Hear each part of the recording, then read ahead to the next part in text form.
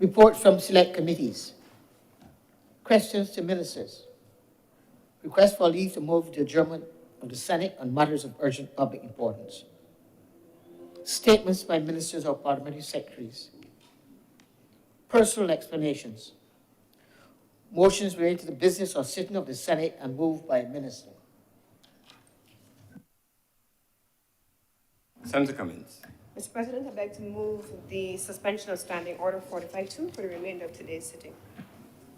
The question is that Standing Order 45-2 be suspended for the remainder of today's sitting. Honourable senators in favour, please say aye. Those against, please say no. I think the ayes have it. Standing Order is therefore accordingly suspended for the remainder of today's sitting. Introduction of bills. Senator Cummings. Mr. President, I first want to move the introduction of the following, well, first of all, the withdrawal and the replacement of a bill that is currently on our order paper, which is it is cited at this time as the Utilities order number 4, Utilities Amendment Bill. It is incorrectly cited and should therefore be actually cited as the Utilities Regulation Amendment Bill. And so I wish to withdraw the bill that is currently before us and replace it solely for the purpose of having the correct citation in the title. I need to do another one. I also beg to, okay.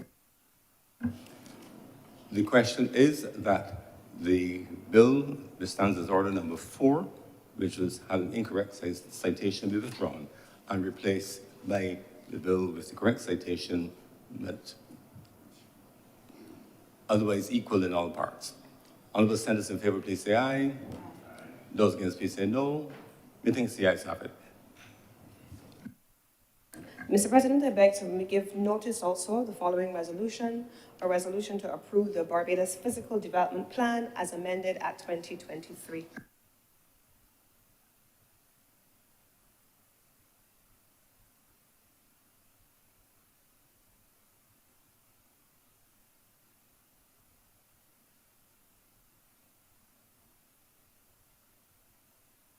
Mr. President, I therefore beg to move that this resolution be read a first time.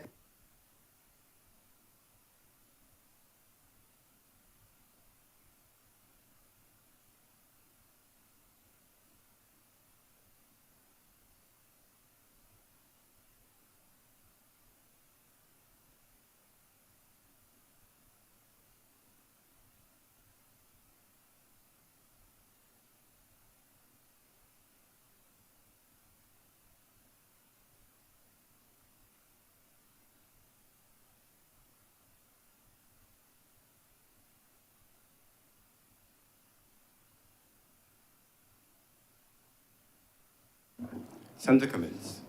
Mr. President, I now beg to move that the Utilities Regulation Amendment Bill be read a first time.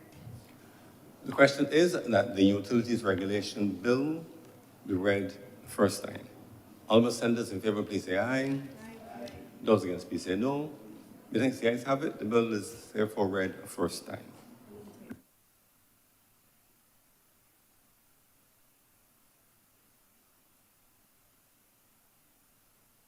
Senator Cummings.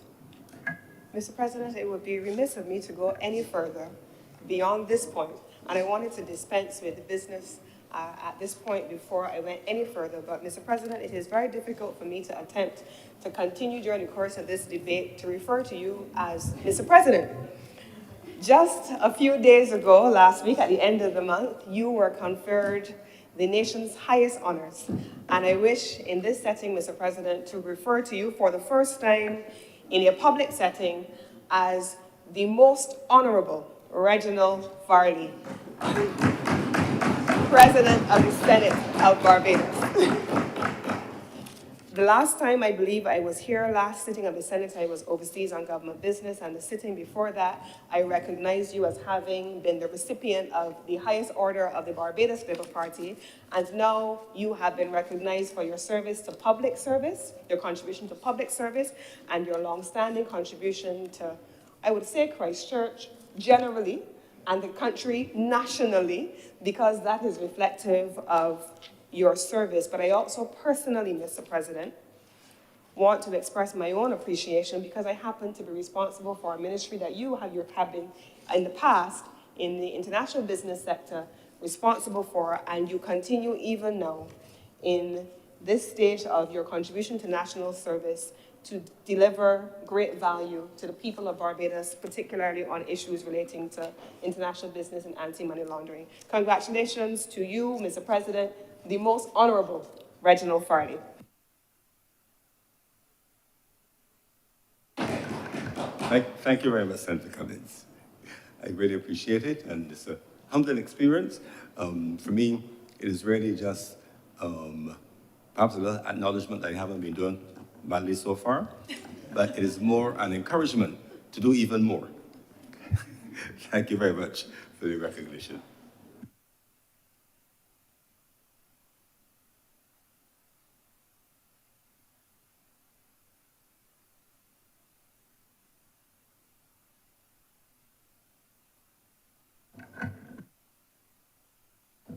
Public business. Public business is now the order of the day.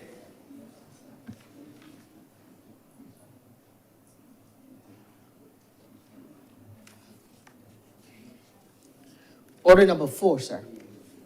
Order number 4, in the name of the Honorable Leader of the Senate, to move the second reading of the Utilities Amendment Bill,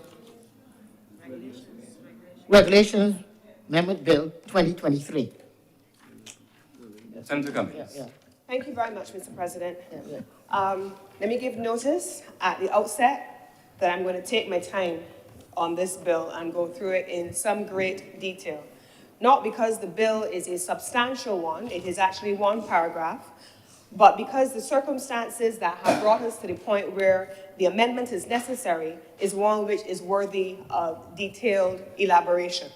So I want to start, first of all, Mr. President, by making reference to the existing legislation, which is before us, the Legislation Utilities Regulation Amendment Act.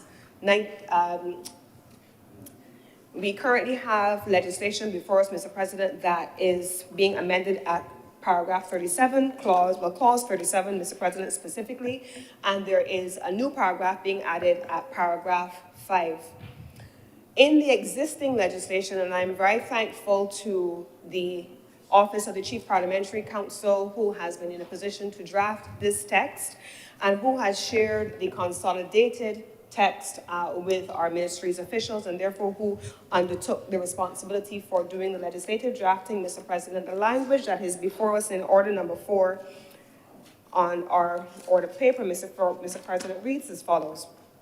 It says, the minister may, on the recommendation of the commission or on his own initiative, exempt the supply of electricity from a renewable energy resource by a renewable energy producer from the application of all or any of the provisions of this act, where the minister is satisfied in all circumstances that the exemption is required in the public interest. Now, Mr. President, at paragraph 4 of the existing legislation, this exists already in the legislation as it relates to the utility service providers.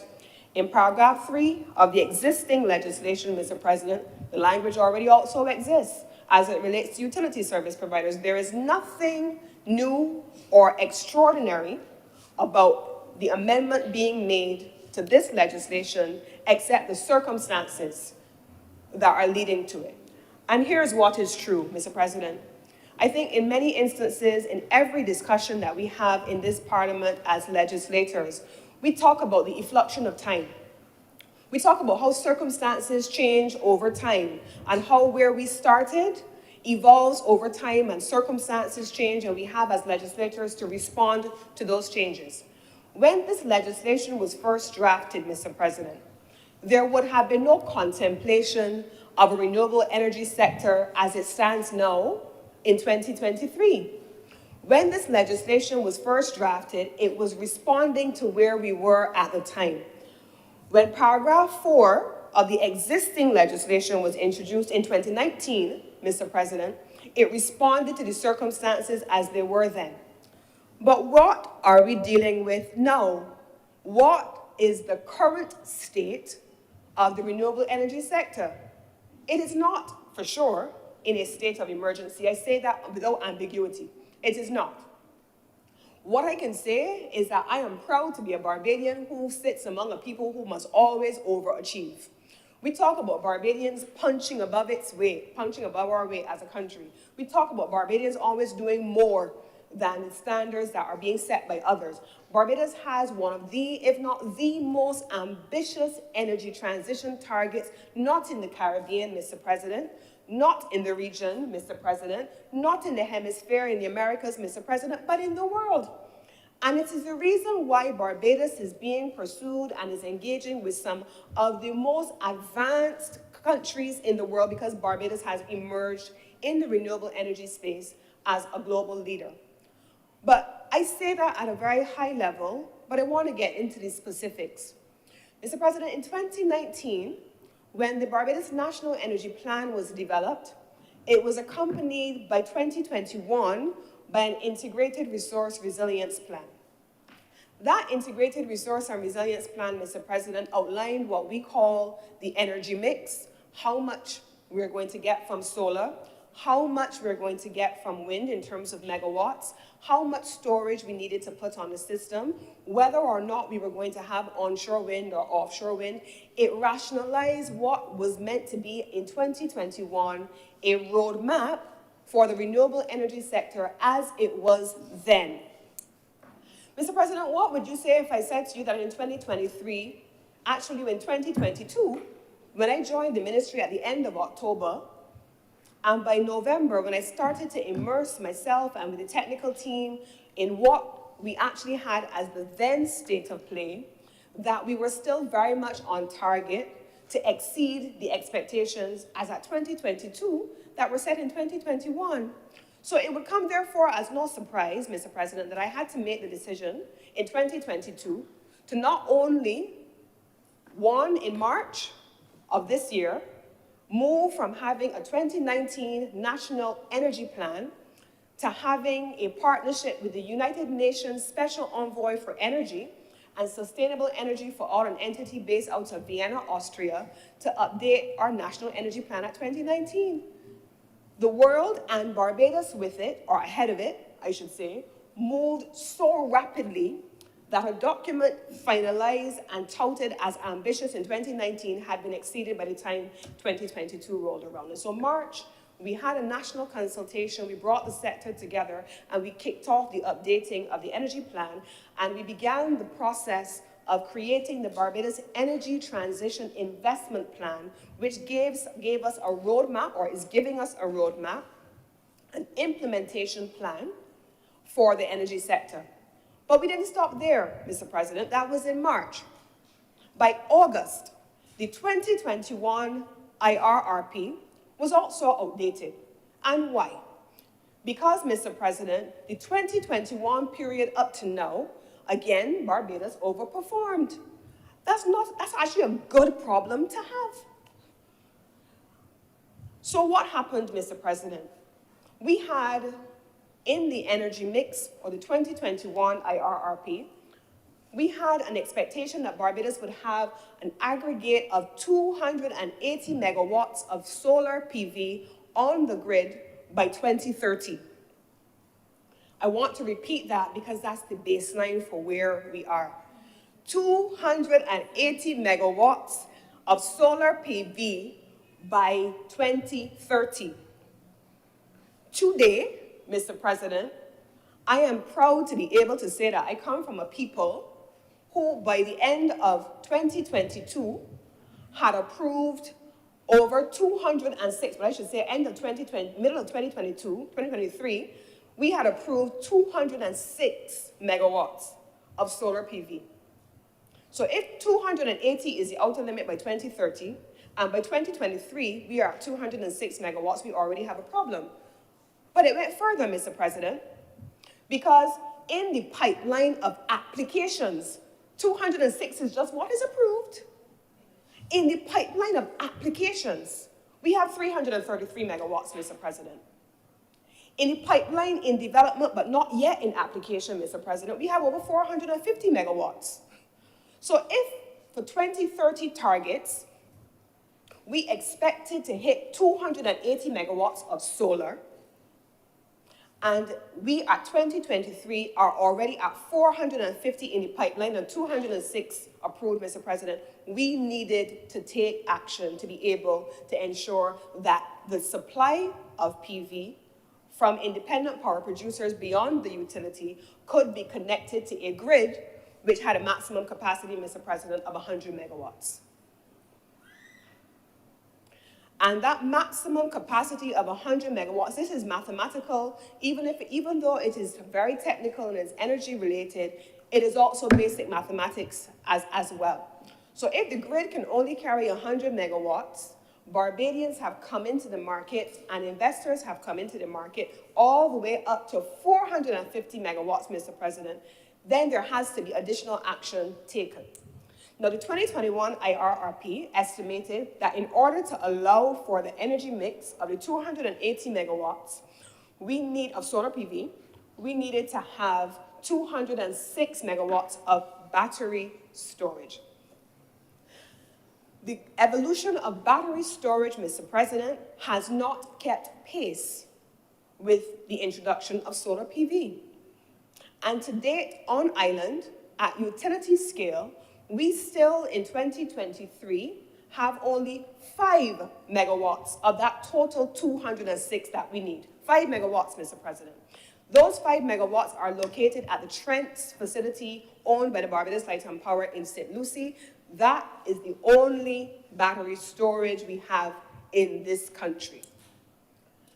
And that 450 megawatts of solar PV that is queuing up to get on the grid is gridlocked. It simply cannot get onto the grid unless there is the addition of battery storage. And I believe I've explained in a couple of fora, and I want to take the time to explain it here. If we were to onboard beyond the 100 megawatts capacity, and let me break that down slightly further. As at yesterday, December 12th, we had 91 megawatts of solar PV already on the grid. Already on the grid. So we are not, I don't even want to say we are at capacity. We are at 91 capacity. And I say that I don't want to say we are at capacity because that 91 megawatts does not include the 10 megawatts owned by the Barbados Light and Power, which is already at their Trent facility. It doesn't include it, Mr. President. So even if I were to get into the weeds of that small facility, we still have a gap between 91 and 450 megawatts to close. Of solar PV. We still have a gap, Mr. President, of between 5 megawatts of storage and 206 megawatts to close. But I go further, Mr. President.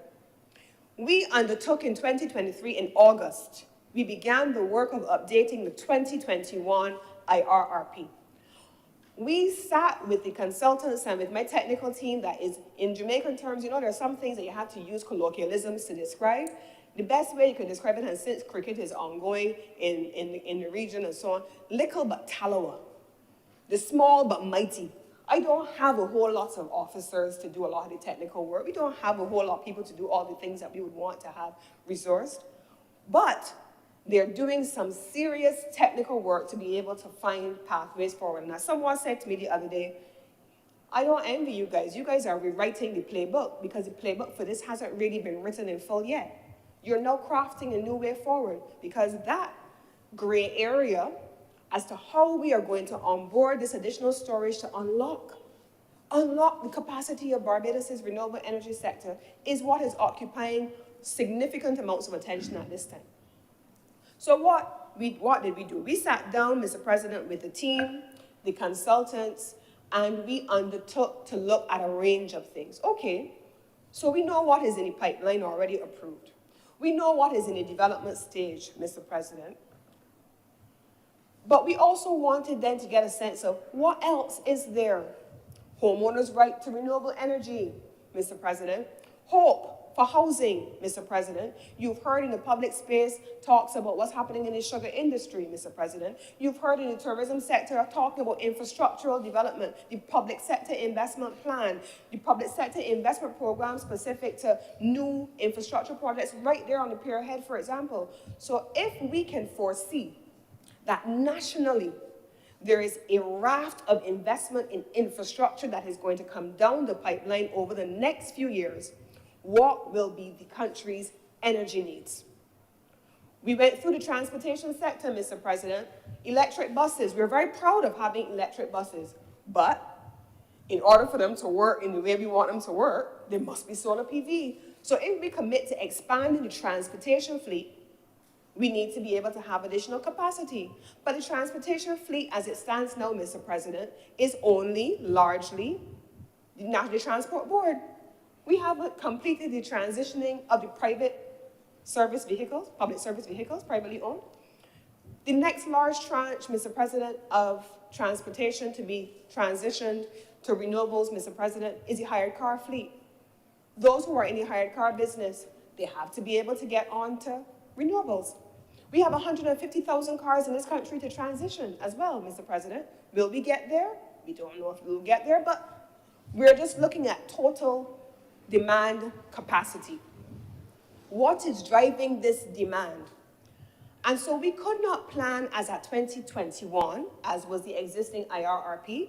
We had to look at just 2023, a baseline, and project all the way ahead as far as we can see and anticipate that in the same way that rapid changes have evolved between 2019 and the National Energy Plan and 2021 and the IRRP, that the expectation is that changes will continue to evolve over time. And we had to plan. And so the IRRP, which is still in the final stages of development, is already estimating that the storage needs over and above 206 megawatts as projected in 2021 is in excess of 300 megawatts of battery storage needed. I want to let that sink in for a moment because the mammoth responsibility, therefore, of a country, of a government, is to ensure that it is able to implement its own ambitious plans, its own plans for 2030.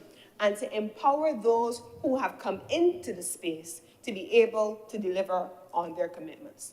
So what did we undertake to do, Mr. President? As I already outlined, we undertook to update in partnership with the United Nations Special Envoy for Energy, Sustainable Energy for All out of Vienna, Austria, the Energy Transition Investment Plan.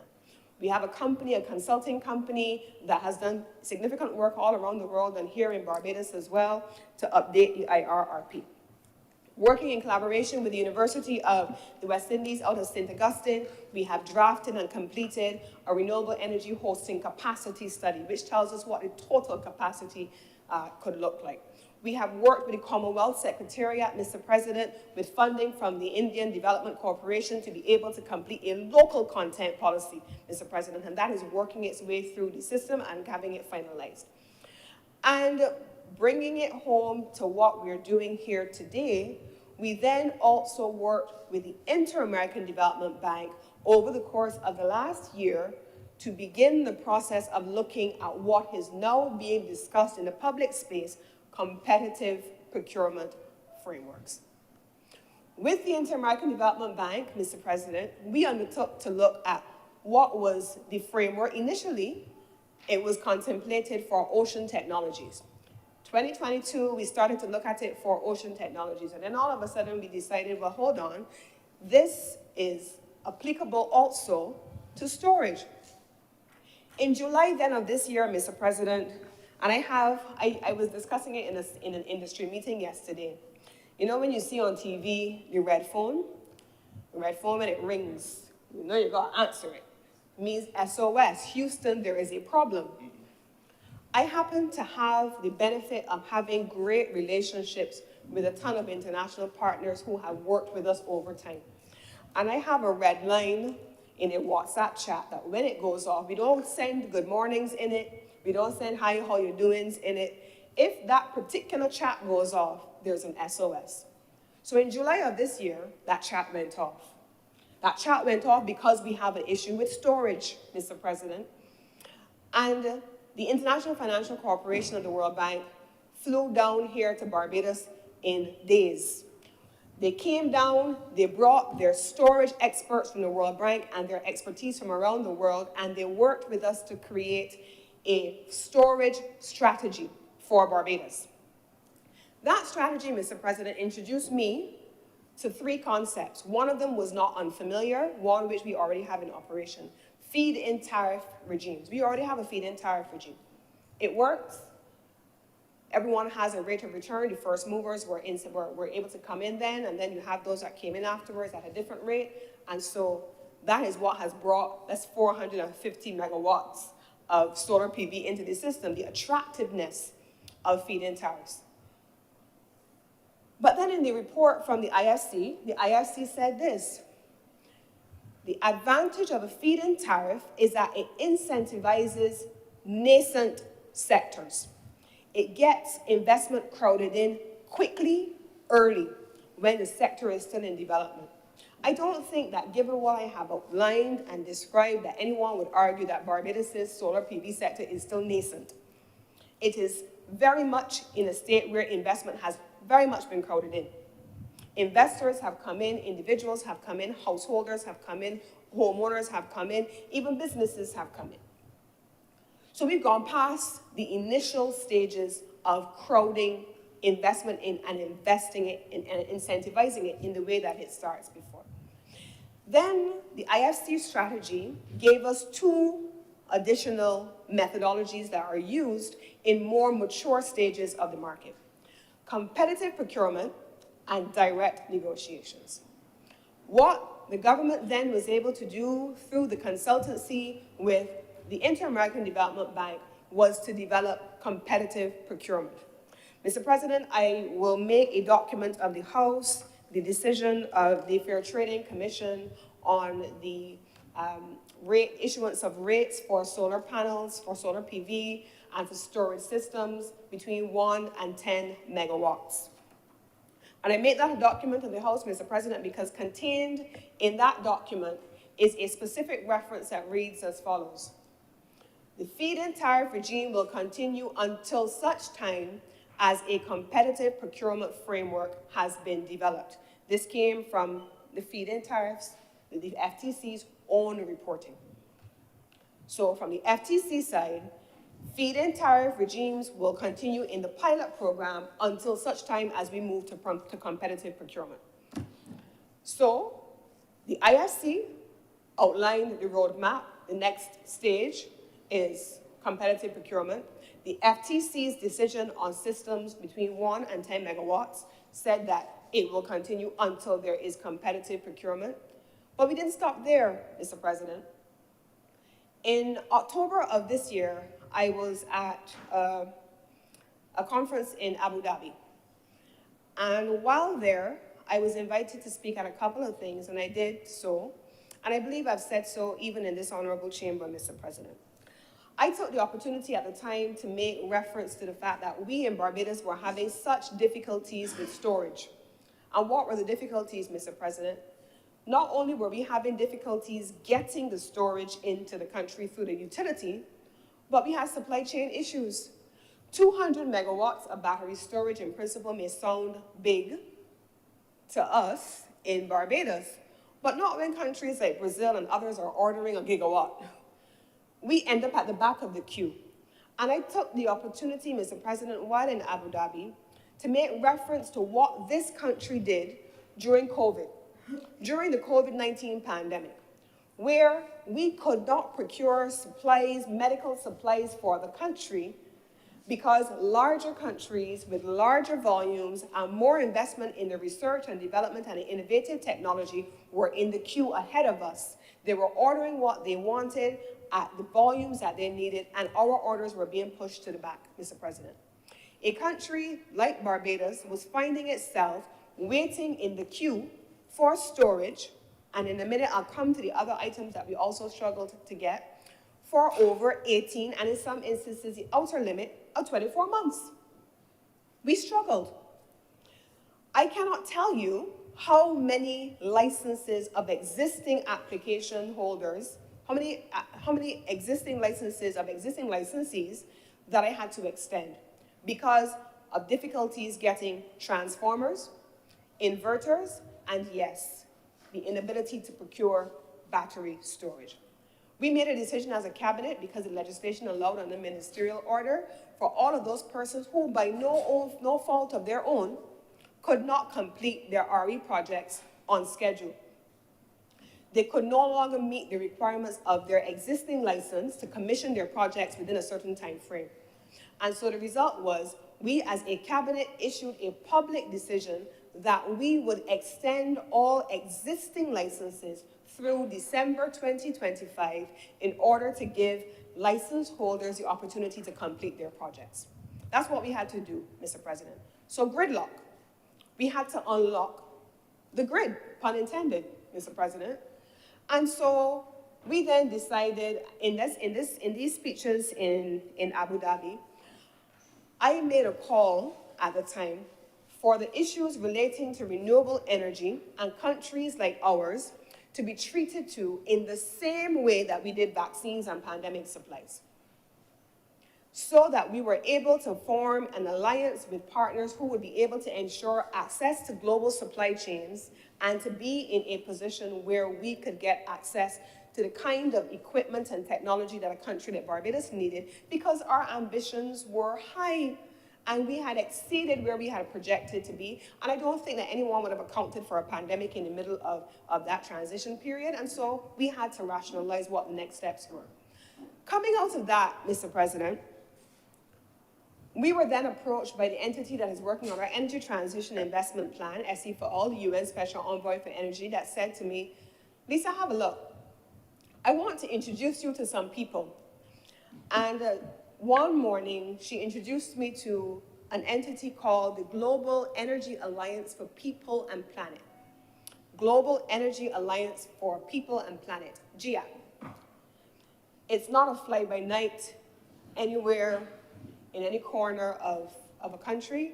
Instead, it is a philanthropic grouping backed by 3 entities.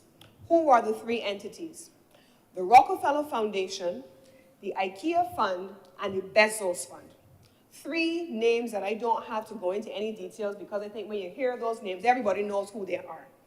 And those 3 entities have decided to back this entity called GIAP. And through GIAP, they work with countries that have difficulties just like ours. They're philanthropists, their philanthropy is philanthropy, and so there's no return on investment for them, they're not vested in it, but it is reflective of the work of those entities like Rockefeller, Bezos, and the IKEA Fund that give to worthy causes. They capitalized GIAP at the level of $2 billion in the first instance, and they have been working with large economies to be able to capitalize it further. Barbados was not one of the, but the first country to participate in GIAP. And through GIAP with the Rockefeller team, we then began to explore what we had already been seeing from the IFC, what the FTC had already written about, and what the technical team in the ministry had already been working on. And Rockefeller and their team took it to a different level. And so we have now, in the margins of COP last week, Prime Minister Motley launched Barbados's partnership as the first 10, among the first 10 countries in the world to be a partner country in GIAP. First 10 countries in the world. What will this allow us to do given the challenges that I have identified before? 1, Mr. President, and perhaps most importantly, it allows Barbados to find itself as part of a pooled procurement arrangement and get to the front of the queue in partnership with Rockefeller, Bezos, and IKEA Fund through GIAP to be able to access battery storage. But it doesn't stop there. It allows us to access battery storage, Mr. President, from the leading manufacturers in the world. So there is technology, and some in here know that the technology is not just lithium-ion, because in the 2021 IRRP, it spoke to 2 different types of storage devices. One, lithium-ion, and the other one is pumped storage, hydrogen storage. But the world has evolved. There's all kinds of technology now for battery storage that is commercially feasible, commercial grade. In some instances, it is more expensive, but also we are still going to be at the back of the queue. The alliance with GIAP allows us, therefore, Mr. President, to be able, one, to engage in pooled procurement, but two, to engage directly with world leaders in storage technologies as part of that alliance to be able to access world cutting-edge technology. That's where we have now gone, Mr. President. We have not attempted to do this in our own right, because what we're conscious of, Mr. President, is that we don't manufacture any of these devices in country. We don't produce them here, we import all of them, and so we needed to build relationships with the international partners. So the time will come, Mr. President, we expect, where Barbados will have solved its current challenges with storage, but inevitably, Mr. President, quite frankly, will find itself having to deal with other challenges of a different kind. So you have to plan for it because you can't always foresee it. Can't always foresee it. And even if we were to get storage into the ecosystem now, Mr. President, does that solve all the problems? It can't. You still have to be able to solve for the other issues that are in the ecosystem. Regulatory lag, which is what I will come to next. I have already said that Barbados has this ambitious policy. The policy pushes us into a space where 450 megawatts of solar PV is already on the grid, is already on the system, in the pipeline, not on the grid. But what are the regulatory frameworks that govern that, Mr. President? That is the second area on which we will be working with Rockefeller. They will be embedding here in Barbados, and this is something that the Cabinet has already agreed to, so I can feel free to make the announcements here in this forum. The Cabinet has already agreed that in the partnership, we will therefore have embedded here in Barbados a world-class storage expert for a period of a year, paired with junior experts in the ministry and in the Fair Trading Commission to be able to build local capacity. Because the notion of paying consultants to come from overseas all the time to do all of the work goes against the grain of local content development. We have to be able to use the skills we have and take advantage of countries that have done this identical work before us. So we will have an expert embedded here in Barbados, and we're hoping to have that done in January of 2023. And then we will have 2024, and we will be able to collaborate with them with local expertise.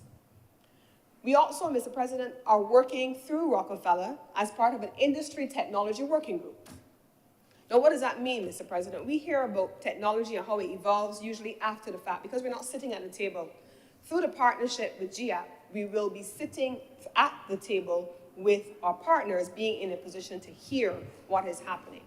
And the other part of it, Mr. President, is that GIAP will also allow us to work along with these global partners to ensure, Mr. President, that where there's the opportunity for grant financing as well as concessional financing for Barbados to achieve its renewable energy goals, that we are in a position to benefit from that. We hope, Mr. President, that the collaboration between the World Bank, the IFC, the IDB, GIAP, Rockefeller, Bezos, and IKEA, that the collective resources that we also have here in our stakeholders in Barbados, because together with the stakeholders, we have facilitated all of the representative groups, whether it is BRIA, the Barbados Bankers Association, all of them, we have connected them with, we have not sat at the table by ourselves, Mr. President, and I want to be clear that engagement has been continuous. We had, as recently as yesterday, a full sector consultation with the entire renewable energy sector, and over the course of the last few months, we have met with every single independent power producer, with all of the regulatory agencies to be able to identify what are the bottlenecks in the system, what are the problems for which we have to solve.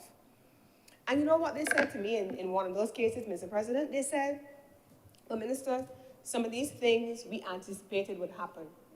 Some of these things we saw would happen down the line. I said, okay, so we're solving for them now. So I want you to do something else for me. I want you to tell me where you see can come down the line already based on where you sit in your different respect, in your different regard, from different perspectives. The Barbados Renewable Energy Association, Where do you see us going? Where do you see the challenges coming? The Barbados Bankers Association, who have also been incredibly supportive, because the banking sector has close to, and I think we were discussing it yesterday, over $1 billion lined up in RE investments. So we have worked with them to ensure that, one, they are also updated on where we are going on storage so that they can unlock credit arrangements. But we've also been sensitive, Mr. President, to the fact that there are many people who have started projects, cannot get connected to the grid, have already had credit extended from a commercial institution, and we don't want any action to be taken against them because they're servicing their debts from their existing resources, but not from the grid as they would have envisioned. And the bankers have been working with our renewable energy partners in that regard, the independent power producers specifically. Equally so, Mr. President, the utility, we have also connected them because, as we all know, they have to procure, and they have made it public, an application for 90 megawatts of battery storage on the utility side over the next 3 years. All of the stakeholders have sat at the table of international partnerships with us. When in July we met with the IFC, we had all the partners in, including the bankers, utilities, BRIA, all of the partners. When we've been engaging with Rockefeller and GIAP, they've also been in the meetings. In some instances, I'm not even in the meetings, but they are meeting at a technical level, and I see the outputs. We met with the independent power producers. There are over 35 projects in the country. Over a certain size, we met with all of them, Mr. President. In the room, at the time, over 3 days of meetings, we had the Fair Trading Commission, the Electricity, Light and Power Committee, does all of the licenses and approvals, Town and Country Planning to deal with regulatory approvals, all of the agencies that are responsible for regulatory management sit at the table with us because policy coherence is important, Mr. President. We can't put ourselves in a position where we don't bring everybody to the table. We can't bring everybody to the table all the time, not 100% of the time, but 95% of the time we make sure that we do. There's some times where we'll have to make a decision as a government to govern. We will have all the views on the table, and then we will make a decision. But what I will say to you is that we have clear guidance from all of the partners that I have just outlined for us working with, that the next phase of acquisition for storage resources is competitive procurement. We did not come up with it ourselves either, Mr. President. The Inter-American Development Bank worked with us in a consultancy to be able to develop the competitive procurement framework. That's one. As part of the competitive procurement framework, Mr. President, we have initial expressions of interest. We have a request for a proposal. We have the standard procurement processes that are used under any standard procurement approach. We met also with the Ministry of Finance and the Procurement Department to make sure that this was in alliance with what is already in place in legislation. We did that also. We didn't just come up with this overnight. And so the notion that we are rushing this through at the 11th hour because people are distracted does not give full credence to the fact that the amount of work has gone into it to bring us to this stage. It just happens to culminate. No, because we have to unlock the grid, Mr. President. We could not have done all that I have described to you, Mr. President, if we were rushing this through the system.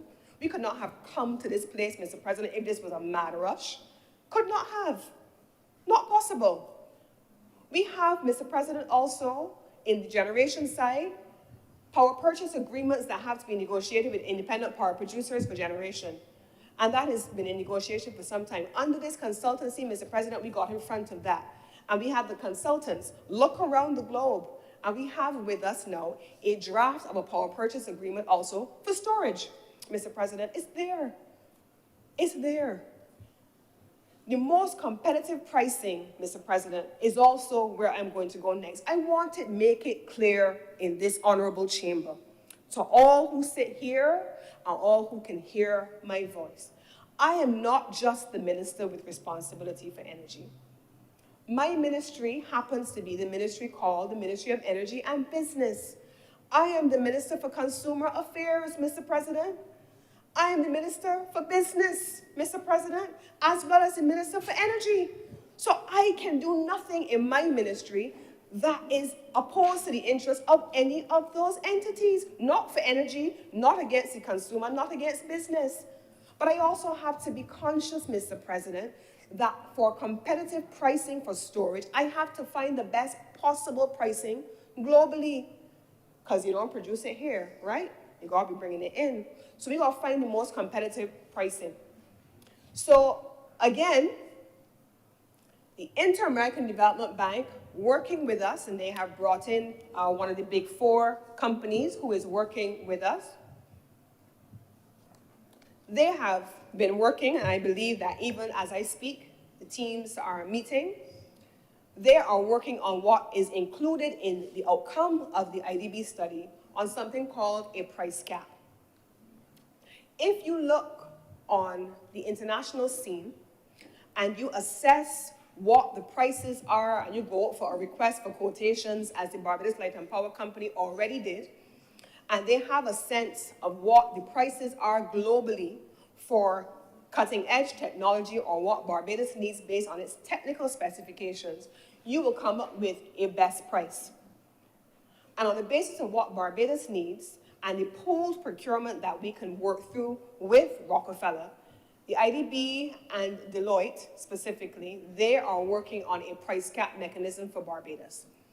Above this point, which is the most competitive global pricing, we cannot go above it. Because, Mr. President, let us be clear. Any pricing that goes into the electricity grid is a pass-through to who? Consumers. And consumers are not just me when I turn on my lights, because I don't live in darkness. I got to turn on my lights too, so I got to pay electricity bill too, right? So I don't want my electricity bill to be exorbitant because it affects me. It affects my family. It affects my community. It affects all of we. So the notion that we don't care about consumers is just a misnomer. But this part of my ministry, as the Ministry of Business, I also want to call into account, Mr. President, because a consumer also includes the business community. And when I meet with the business community, when I met with the business community, as we did, the business community tells me that there are 2 recurring costs that they have that drive costs up in their business. 2, the cost of labor, on the one hand, and I don't know if anybody in the history of mankind has ever agreed willingly to have lower salaries and wages. We're not looking to do that, clearly. So labor is a fixed cost, is a recurring cost. But what's the second recurring cost to business? Energy. The second highest recurring cost to businesses is energy. And I want to pause here for a moment to bring some numbers to your attention. On the Central Bank website, you will find this data readily available. We talk about the price of fuel, we talk about the cost of living and how things have gone up and how expensive things are. I want to share these numbers with you, Mr. President. I have before me, and it's available on the Central Bank website, but I'm happy to make it a document, the economic performance and outlook from the Central Bank that gives me data up to October 2023. What's the date of the economic outlook? October 2023. Thank you. Under intermediate goods, Mr. President, fuels, imports. In 2018, Mr. President, the fuel import bill for this country was $582.2 million. In 2019, $579 million. In 2020, COVID, $431.3 million. In 2021, also COVID, $525.7 million. Point of recovery commencing 2022, Mr. President. Remember, I started out in 2018 with $582.2 million. In 2022, when the price of oil per barrel soared, Barbados's import bill for fuel rose to $913.9 million. It is now December. This report, Mr. President, is October. And as of October of 2023, the fuel import bill was $828.6 million. The year didn't done yet. Those are the numbers, Mr. President, that have been driving increases in fuel costs and a consequential increase, Mr. President, on cost of living. So the imperative of getting renewables onto the system to mitigate against the vagaries of global oil prices and to move existing businesses away from fossil fuels, and I happen to also be the minister with responsibility for BNOC and MPC that imports fuels into the country. So I know what their imports look like. I know what their volumes look like, and I know what their challenges are. I'm not guessing. And so we now are in a position where we have to find that balance between fossil fuel imports, the impact on the import bill, the impact on cost of living, and how we're able to reduce the pricing. So, Mr. President, competitive pricing on storage is not something that we can take lightly. We have to ensure that we're able to get the best pricing because no one wants to add to what we already have, Mr. President, as high costs if we don't have the best prices for batteries. And so that is why we have prioritized these partnerships and these relationships with the global community that produces them and is going to underwrite our ability to get the best pricing available for Barbadian consumers, for Barbados as a country. And so the framework, Mr. President, that we are looking at now and that the legislation amendment is meant to facilitate is for the renewable energy sector as it stands now and as we can see it evolving over time to be in a position to move where systems, because what Cabinet has approved, Mr. President, is that for systems between 1 and under 10 megawatts, the Fair Trading Commission, which already has a pilot for up to 50 megawatts, will continue to have over the next 4 years the responsibility for oversight over that. But in order to move quickly and to get bulky storage into the country for systems above 10 megawatts, Mr. President, we will go to competitive procurement. It allows us to make those decisions that have been foreseen by the IFC in July, by the FTC itself in its last decision on 1 to 10 megawatts, and also by the Rockefeller team to move to the next phase of development in this country, Mr. President. It is not as simple as we would like it to be. We accept that. It has not been as smooth as we would want it to be, by far, Mr. President. But what I can tell you is that countries around the world have watched how Barbados has moved, and they have been in awe at this small country making big strides and doing it well, Mr. President. Finding the best partners wherever they are. We ain't gone in the little corners and find people whose credentials are dubious, questionable. We've made sure that anybody with whom we align ourselves, we can stand up next to.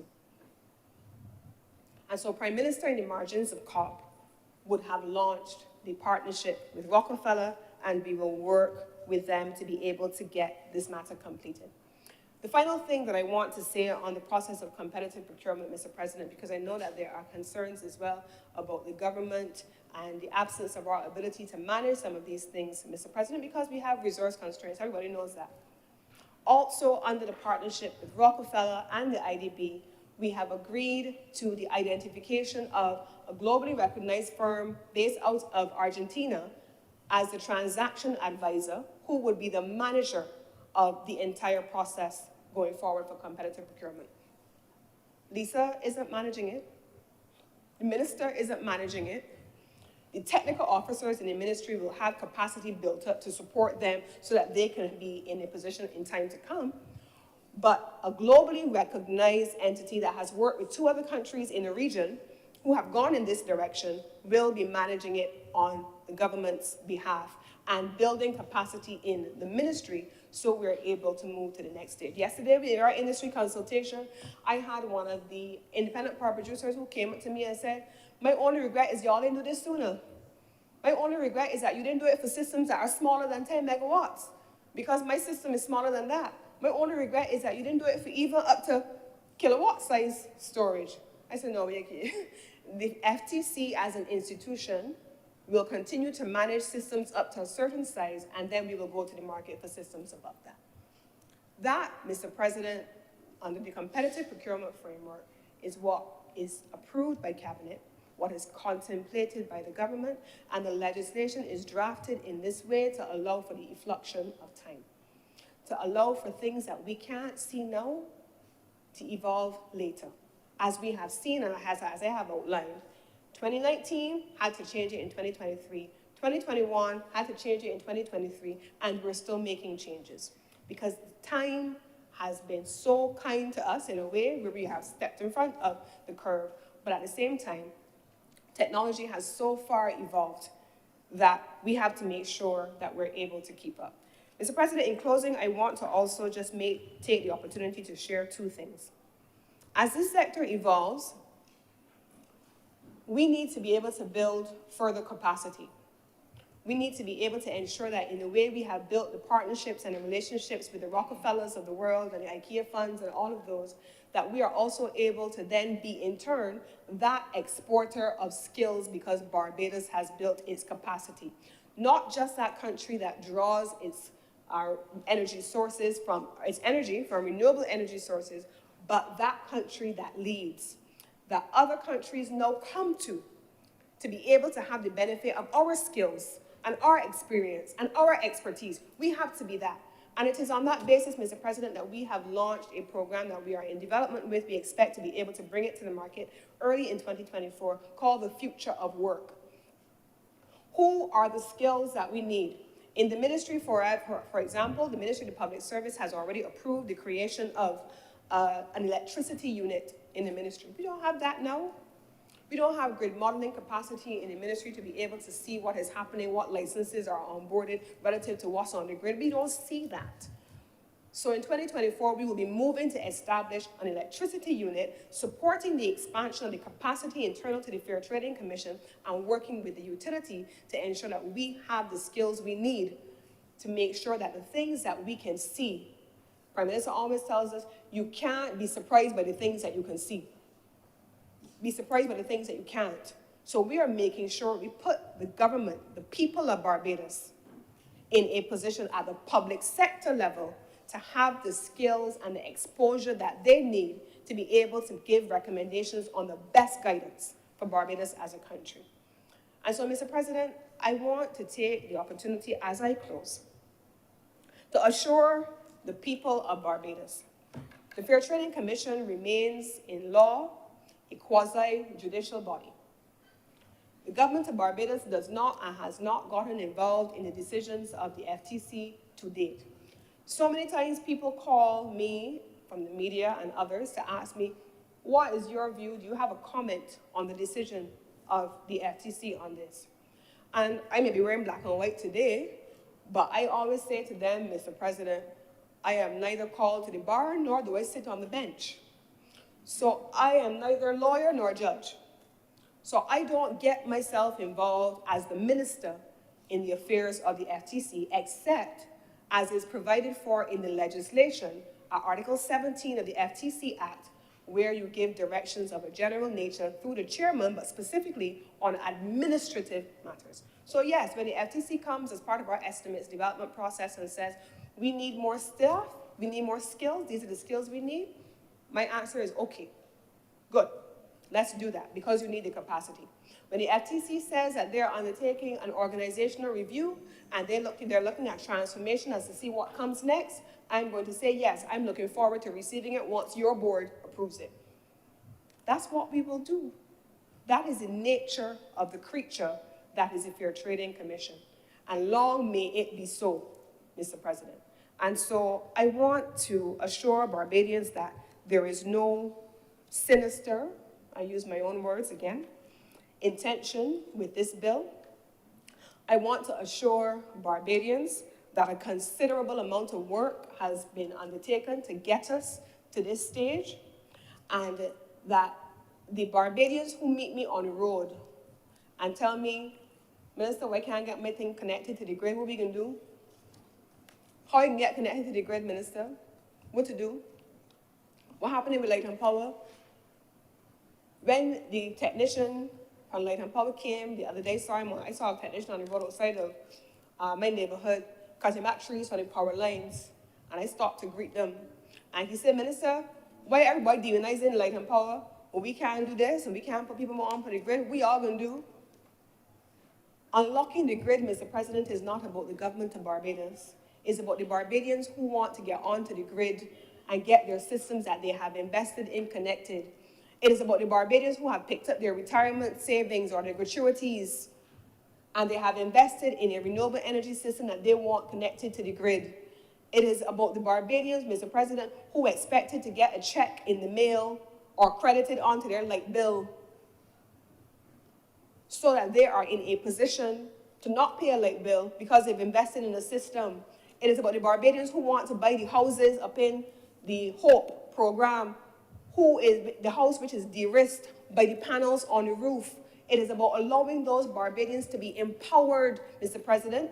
It is about lowering the cost of business in this country to businesses by reducing the cost to business by allowing them to get sources of energy that are renewable rather than bringing in the heavy fuel bill that I've already cited, Mr. President. That's what this is about.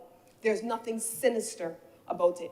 And with these words, Mr. President, I beg to commend this bill to this honorable chamber and to the honorable members of the Senate.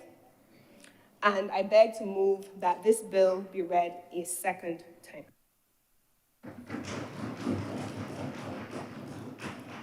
Thank you, Senator Cummings. Speakers, Senator Malalou. Thank you, Mr. President. Mr. President, you know it is generally my style to be quite quick and get to the point. I will ask you today to bear with me on this particular matter. I need to take a little bit of time to perhaps at first agree with most everything that has been said regarding the state of the energy sector in Barbados. In fact, I think I can ignore the first 3 pages of my notes because they have been quite eloquently dealt with.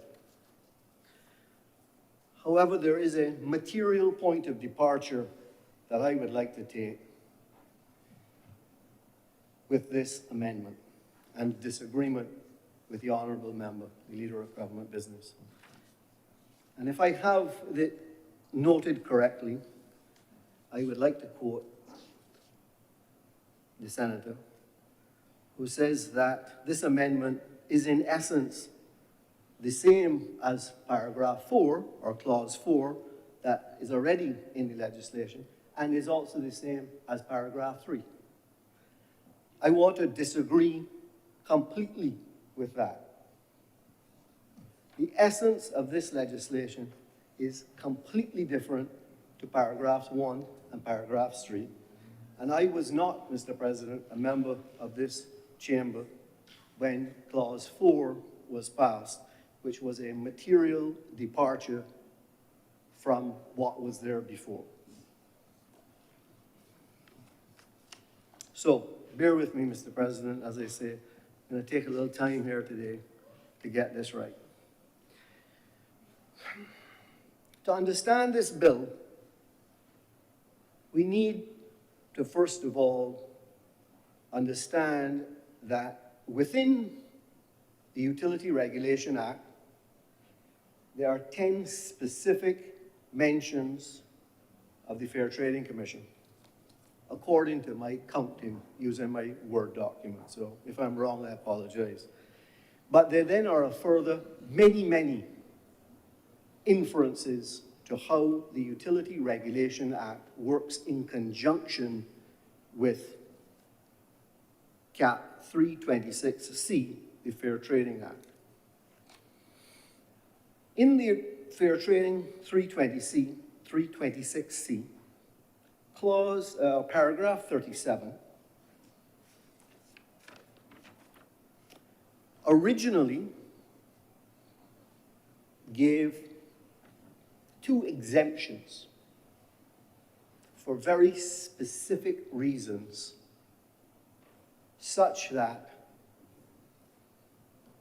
the minister could intervene and overrule, if you might, the Fair Trading Commission. In clause 1, it says, and if I might read it, it says, to be exempted from the application of all or any of the provisions of this Act where the service provider can establish that the market for the utility service supplied by the service provider is effectively competitive. My emphasis, sir, effectively competitive. Clause number 3, sir, clause number 2 it joins the two, but clause number 3 then gives the minister, who may, on the recommendation of the commission or on his own initiative, and I'll leave out a few words, but come to the last part, and it also says,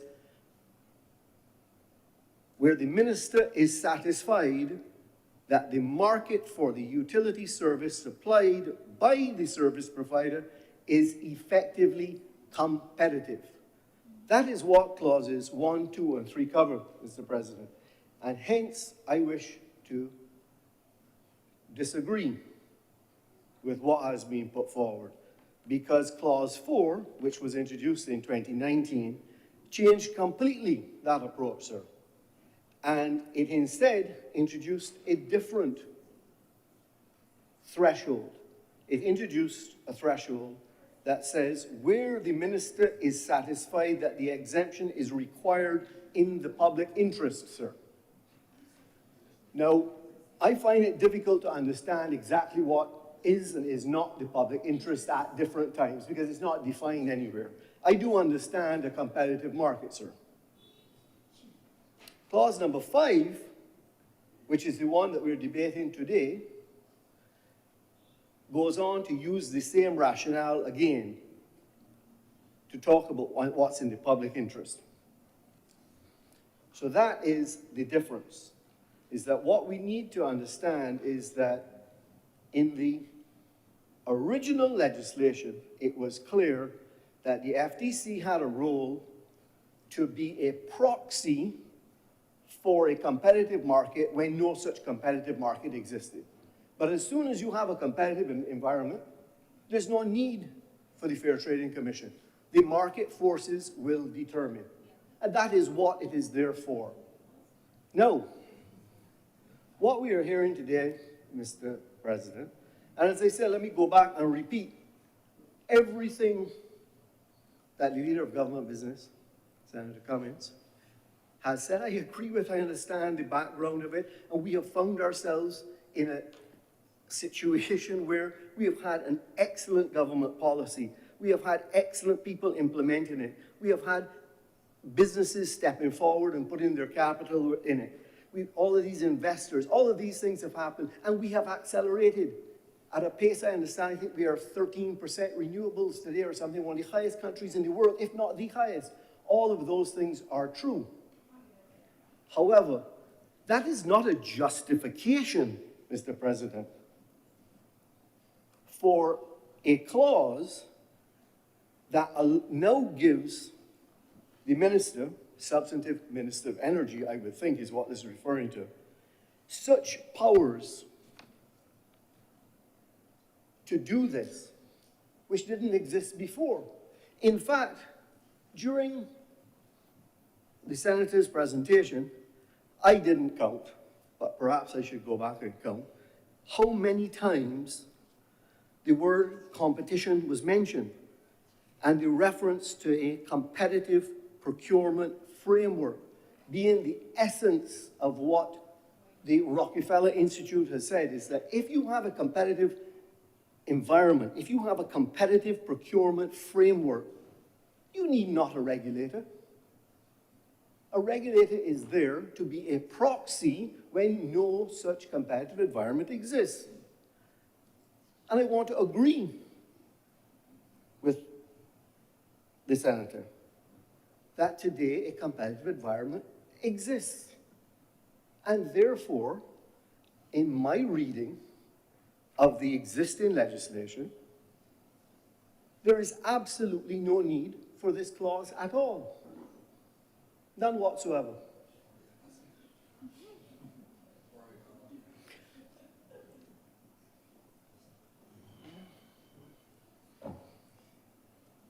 You know, Mr. President, I've often been told by my grandmother that empty drums make the most noise. And it seems that, not sure where it is coming from, Mr. President, but there seems to be maybe some noise coming from somewhere. So I don't know why it is necessary at all. I'm not hearing any.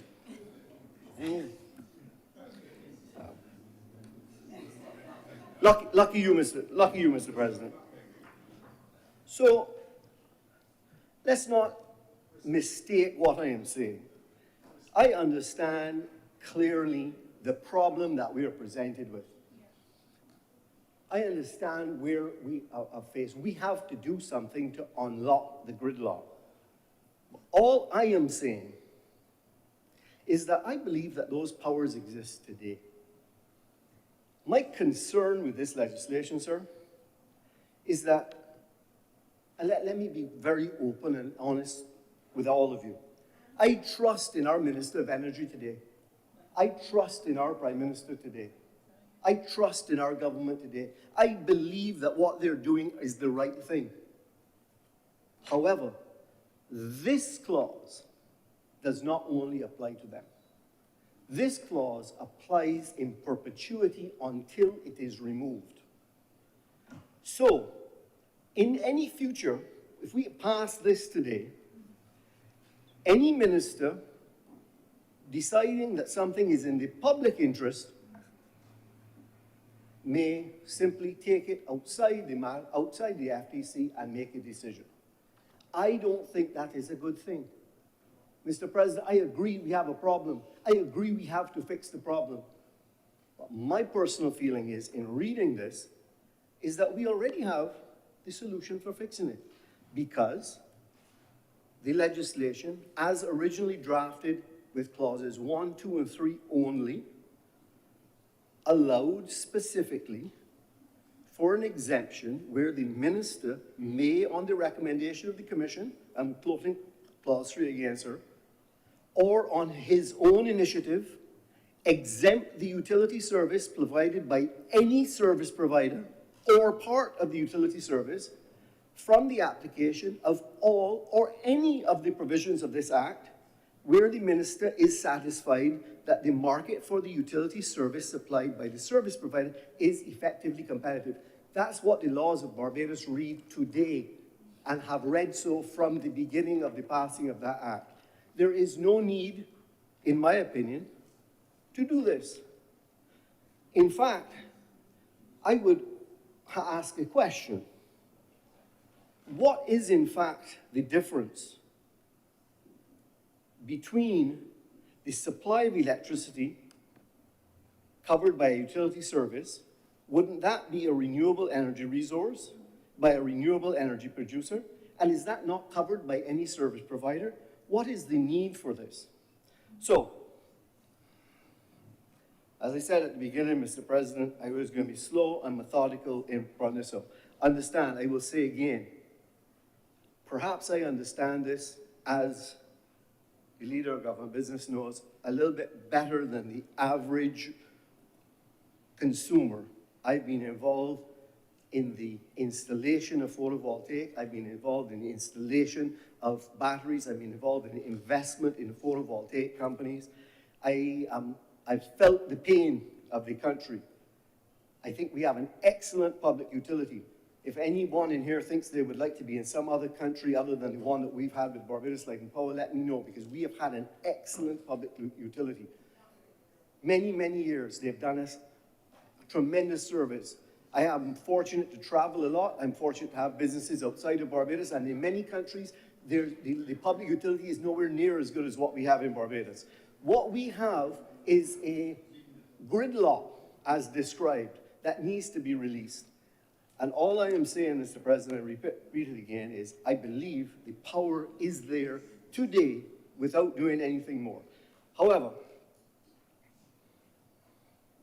I believe I'm going to finish on this part, but I may have to just check my notes.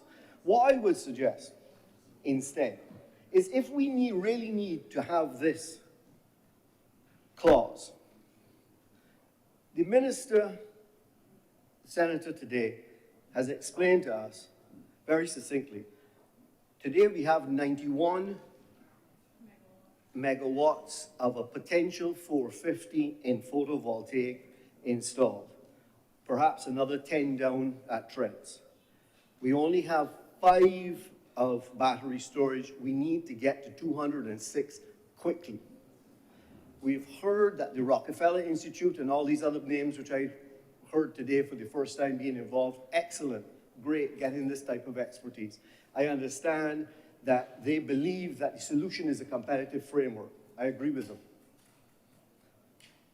So why not let's build into this clause here, rather than it be so permanent that any future minister or government could use this clause and declare public interest, which I genuinely, Mr. President, don't always know, and I don't know where it is defined. Why not let us build in one simple thing in here? I'll agree to this. Up to 200 megawatts. Get these first 200 megawatts going, and at that point in time, for sure, you have a competitive environment, and there's absolutely no need for this, because the underlying legislation already says that in a competitive environment, you do not need a regulator who is a proxy for a competitive environment. Personally, Mr. President, I think we today have a competitive environment. We have all that we need to do. The minister has all the power that needs today to do exactly this. We do not need to pass this amendment. We do not need it. I am concerned, though, that to pass it is to grant some powers that don't exist today that could be used in a rogue way. That's what troubles me. So a sunset clause within this would make it palatable to me. That sunset clause might be when we reach 100 megawatts. It might be when we reach 200 megawatts. But it would be a specific period of time to solve a current problem, and it does not continue on and to be used in some nefarious way at some later time.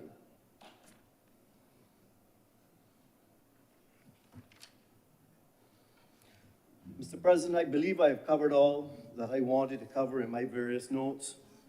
I, again, will finish by congratulating the government on an excellent policy looking long-term.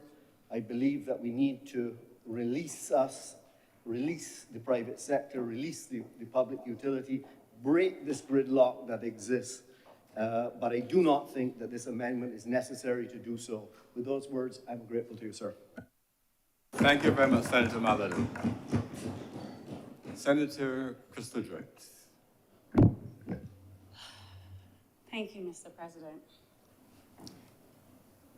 I have to say that I, like Senator Malaloux, came this morning with a number of questions. And in trying to do some due diligence, I made sure to get my ducks in a row before coming this morning. And I was happy that the leader of government business went through very clearly where we are at in the renewable energy sector in relation to the technical specifications, because I think that is important, Mr. President. When we first, and this was probably about 7, 8 years ago, when renewable energy began to be a hot topic, more or less, in a very real way. It was driven by environmental advocates. It was a need for us to recognize that there was an issue with fossil fuels and the emission of greenhouse gases, and there needs to be a replacement very quickly to renewable energy sources. Politicians and the political class globally picked up on this. And what happened was policy started to be crafted. And then somewhere along the lines, as the advocates were out front, the politicians were selling it to their citizens, we then realized, oops, there are technical engineering requirements that need to be done that are not necessarily aligned with the renewable energy to push, Mr. President. So that is why, even very early on, in some of the documentation, you will see from previous reports, there was an acknowledgement that we can only onboard so much capacity to the grid, and then from there, you will need some type of energy storage. I believe up to 10%, given the existing grid infrastructure. If the grid was updated and the infrastructure upgraded, the maximum would have been 20% in terms of the amount of the share of renewable energy on the grid. So, Mr. President, when we fast forward now to 2023, where there has been significant economic interest in the sector, and people have made large sums of investment, you find the engineering is lagging behind the market, as well as the regulation, as was rightly said, Mr. President. And like Senator Malalu, sir, I want you to give me a little leeway, because as the leader of government business spoke, I was frantically writing notes, trying to understand this new arrangement, where we're going, because this is all new information. If you're not on the inside in the discussions, persons on the outside, this is all very new information. And the first thing I want to ask, and I'll be asking a lot of questions, and maybe there are no answers to these questions. When we move in this direction, because we want to reduce, our dependence on fossil fuels, as the leader of government business noted just now, upwards sometimes of $900 million in fuel imports are needed to satisfy the demand for the Barbadian economy and society. I put the two together for that reason. However, as much as we've moved in the direction to increase the amount of renewable energy being, one, installed, and two, being brought on board, what is not being articulated is what is the bottom dollar benefit to consumers. A lot of the times when we talk about renewable energy, or what I've been noticing, and as I said, sir, probably like 8 years ago, I was more involved in the technical aspects of the renewable energy sector in Barbados and some other islands across the Caribbean. But what is being lost, I think, in the conversation is we have to onboard, yes, the 200 megawatts, but what then is the savings that is going to be passed down then to the consumer in real dollar terms? Because on the outside, consumers are listening, you know, people have made all of this investment, they need to get back their money. So we have to move quickly. How then in a small market, even now, with the utility still being the one responsible and accountable for the grid infrastructure, how are these things being managed to ensure that, because the market is small, it doesn't necessarily mean a reduction in price? Because we know with small markets, if there are few players, as much as they're independent power producers, the utility is still very much in charge of the grid. And unless we're now moving to a new phase of distribution, microgrids, as I'm hearing, Mr. President, how are we negotiating all of these things? Because the main concern that I have is, a lot of the times we hear we must move to renewable energy, we must move to clean energy. But when you look back, sir, at SDG 7, it says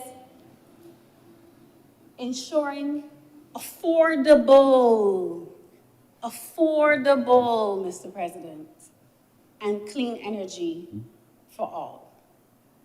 So I don't know if it's probably going to be a technical study that needs to be done. I don't know, Mr. President. But I think what needs to be clear to Barbadians is, how do I benefit from the government and I'll use this word, relinquishing power, because the minister noted that an Argentinian firm will be the ones managing this process. You have a number of international players coming in, along with local stakeholders. But how am I going to benefit at the end of the day, Mr. President? Mr. President, I have a few more questions as I go through the notes that I wrote. As we move to acquire renewable energy storage through this new, let's call it a consortium. If it's not a consortium, then I would like then for someone to explain to me then the arrangement between the philanthropic partners and the government and the local partners. I need an explanation then if it's not, and for lack of a better term, a consortium. Well, so then it is a technical assistance then. Okay. When that battery storage is acquired, Mr. President, who owns it?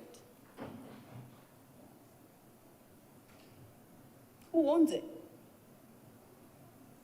Is it upfront, we own it? Is it through a tenure where, you know, a certain amount of testing needs to be done?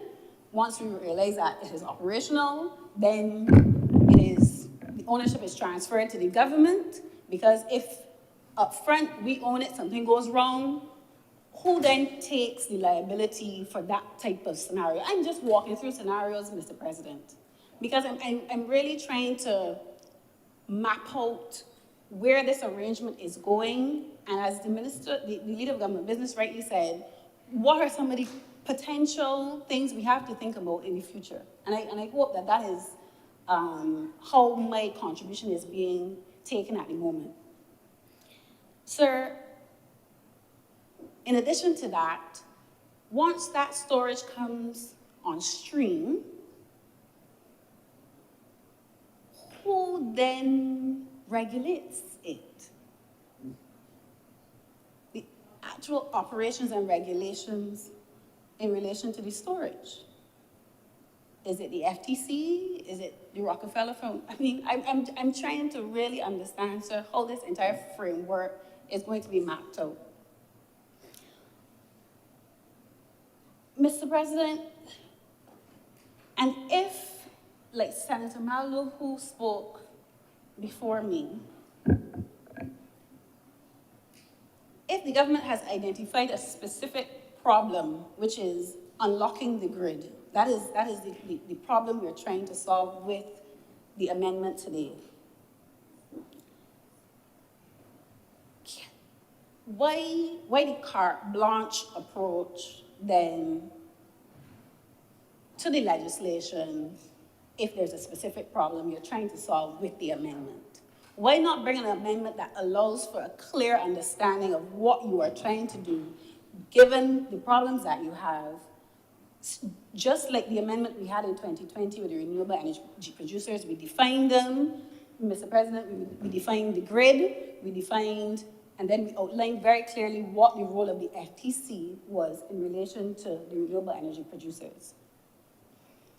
I, like Senator Malou, have my reservations about how broad this piece of legislation is.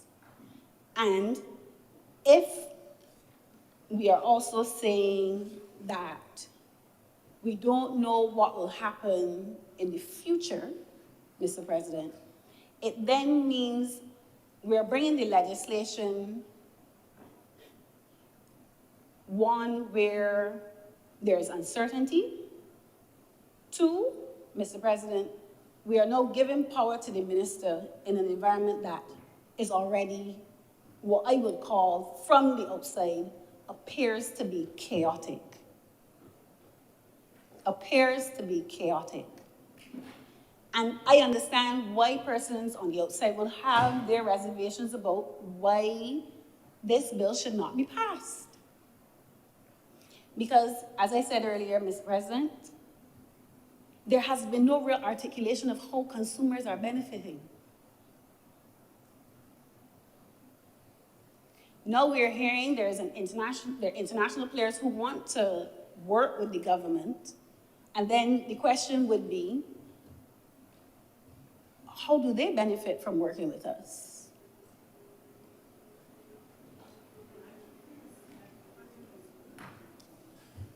Nothing in this life is for free, Mr. President. Nothing in this life is for free, Mr. President. We know this. We know this. We know this, Mr. President. And I'm just asking questions. If you can't ask questions, then, Mr. President, where are we? Right, Mr. President? But, sir, in all seriousness,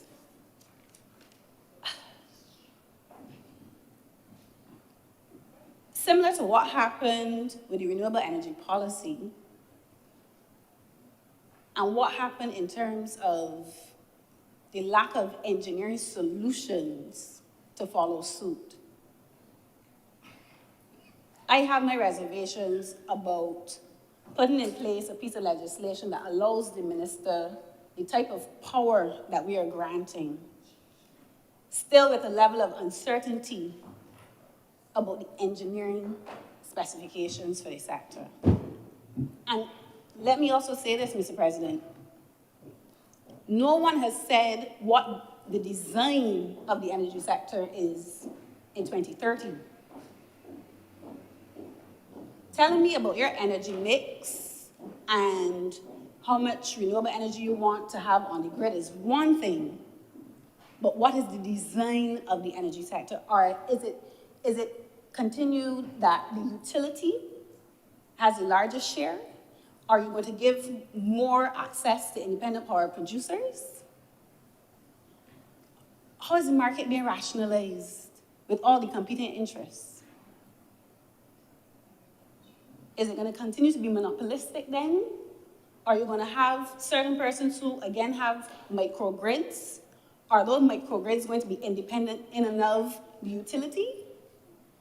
Is the utility then going to need some part of the investment going in from those persons who have the microgrids in order to maintain the grid? There are a lot of moving parts, Mr. President. There are a lot of moving parts and competing interests. So I think one of the things we have to figure out, and I don't know if it's part of the work that's being done now, is asking ourselves what is the design of our energy sector in a 2030 and a 2035. Because we may be running ahead, because we might be the new flavor of the month because of the world stage and the world recognition that the Prime Minister has given Barbados. But there has to be a technical understanding, I think, of where we are, where we want to go, and understanding what that design looks like, Mr. President. Sir, in closing, I also want to make, because I've completely gone off script. In closing, I want to make this request. A lot of the times when we have discussions in the public, or there may be persons who disagree with the government, it is because legislation or information comes in a vacuum. The Ministry of Energy has done a phenomenal job of placing the legislation where we're at in terms of real-time data for what's happening in the renewable energy sector. They have statistics, you name it, it is on their website. So my request is, given that this thrust for renewable energy is clearly a hallmark of where Barbados wants to go, we treat it just like we treat the economy. Have regular, either quarterly, semi-annually, annually updates to the public about what is happening in the sector and what is the status of the sector.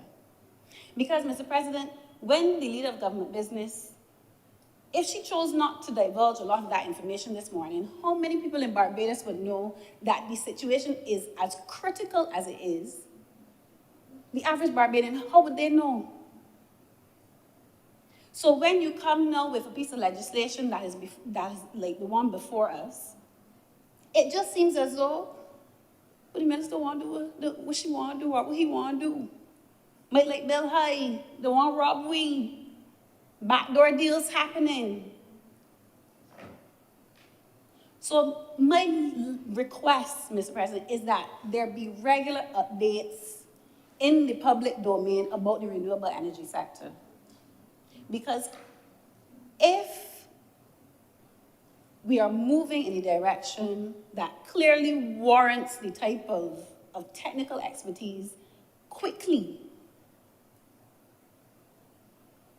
if we are in that type of situation, then we have to treat it then as such in terms of public information and dissemination of that information, Mr. President. Sir, I'm still in between minds about how I feel about the legislation. Despite knowing all of the having an understanding of the technical challenges the sector is facing.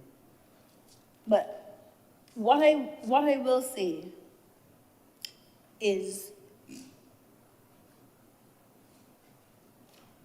if competitive procurement is the way forward for storage, or rather a question, who has oversight over that? Who has the oversight over that? And further, is it applicable to such a small market like Barbados? Given that we know that when you have producers in one small market or providers in one small market, they collude on the price. So the head thing you're trying to avoid, the market colludes and prices increase, or everybody has a standard price. Ask anybody that owns a cell phone. They will tell you, there's no competition there, Mr. President.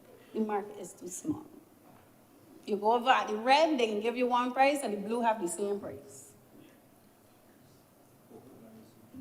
I'm here coconut vendors even, Mr. President. You know how many coconut vendors in Barbados.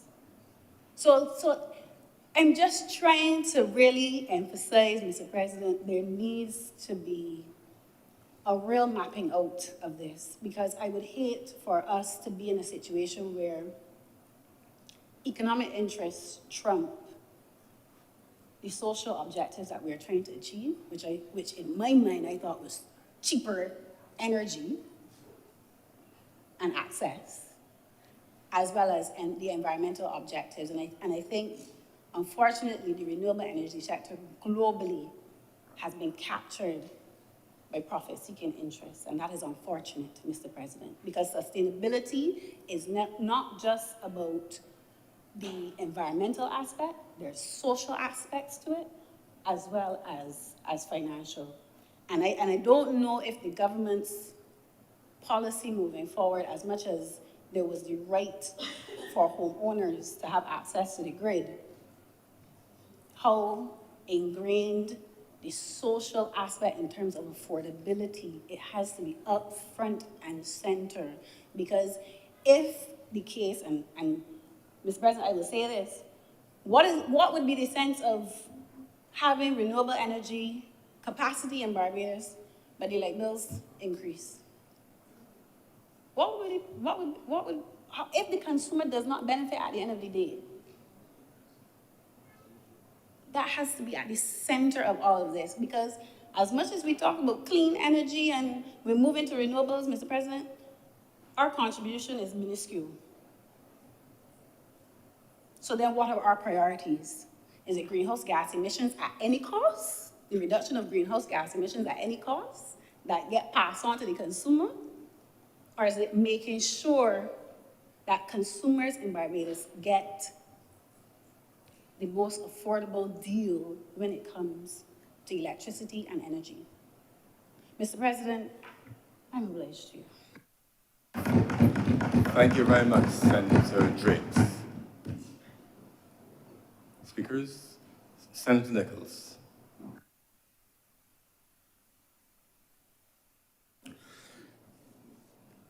Mr. President, I am obliged for you acknowledging me as I rise to make my contribution to this debate.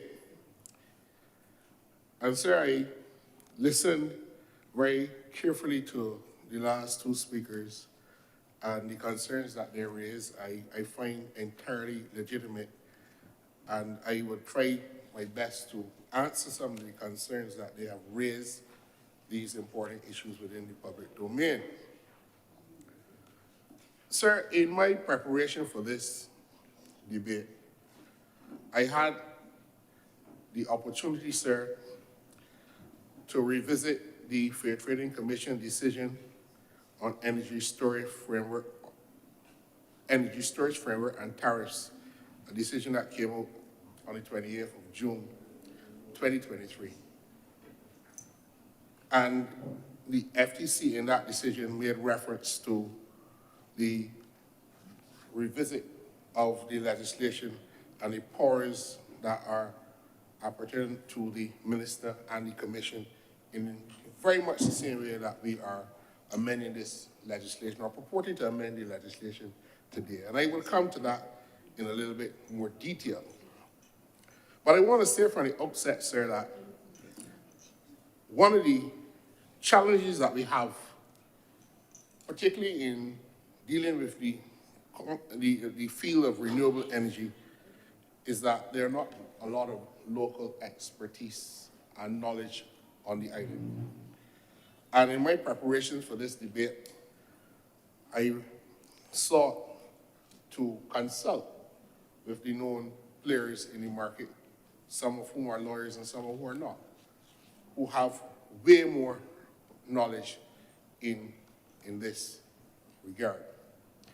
And all of them have indicated to me that perhaps if we had gone through more consultation, we would not have to be responding to some of the public comments that have been thrown in the way of the government in relation to this bill, but indeed there is nothing to fear within the bill at all.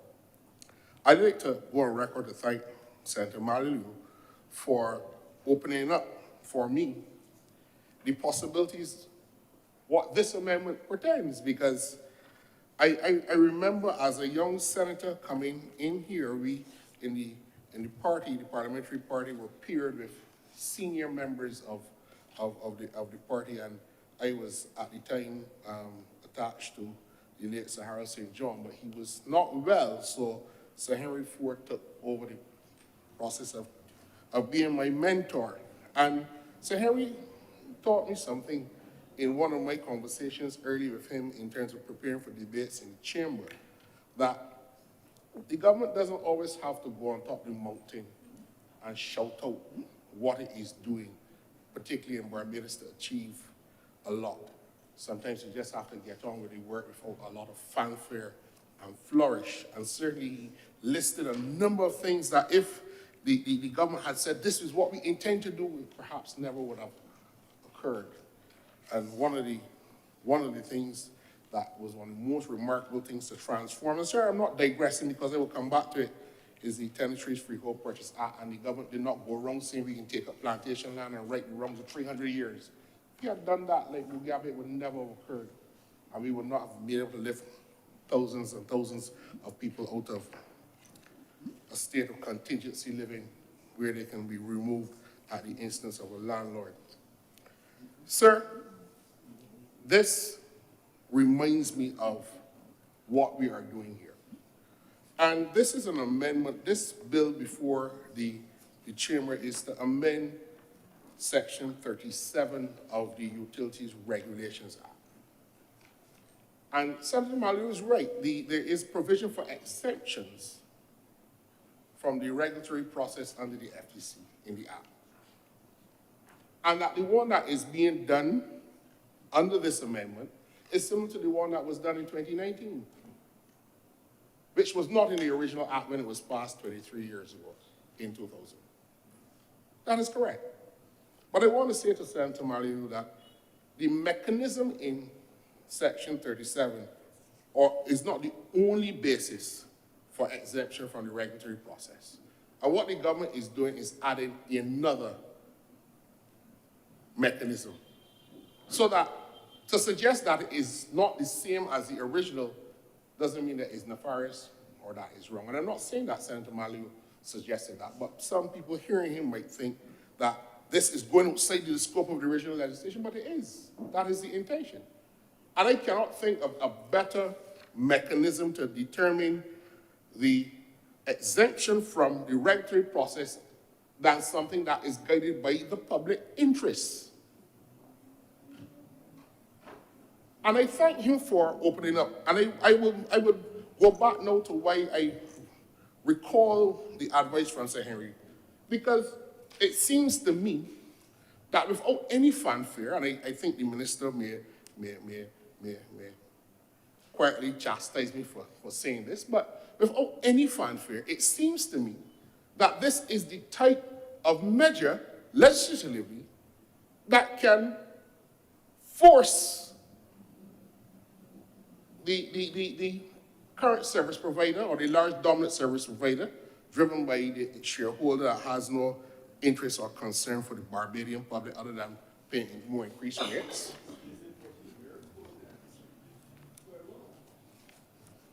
I will deal with that, but it seems to me that that this is a measure that can afford greater protection for the public interest by the minister taking the necessary action. But I want to go through Section 37 because it seems that all you have to do is say you're giving the minister power and therefore that this is a kind of boogeyman that you need to frighten people with, right? Section 37 provides that, first of all, a service provider may apply to the FTC to be exempted from an application. So service provider can make an application to the FTC. And the FTC should consider whether the utility service supplied by the service provider should be exempted and makes recommendations to the minister in relation to that exemption. That is the first provision in Section 37. It involves the minister within the process of the granting an exemption to the supply of a utility service. So that the notion that the government is now trying to do something that creates this all-powerful minister is wrong. It was there from the inception. And the service provider under Section 37, subsection 1, can make that application on their own accord. And the commission makes the recommendation to the minister. This was always in the original legislation. What Senator Malou drew our attention to, Mr. President, is that the consideration is where the service provider is effectively, the utility service supplied by the service provider is effectively competitive. That was the original consideration that led to an exemption from the utility regulatory framework under this legislation. In 2019, Mr. President, Parliament included a different category where the minister, on the recommendation of the commission, again, on the recommendation of the commission, or on his own initiative, exempt the utility service supplied by a service provider or part of that utility service from an application of all or any of the provisions of the Act, where the minister is satisfied that the exemption is required in the public interest.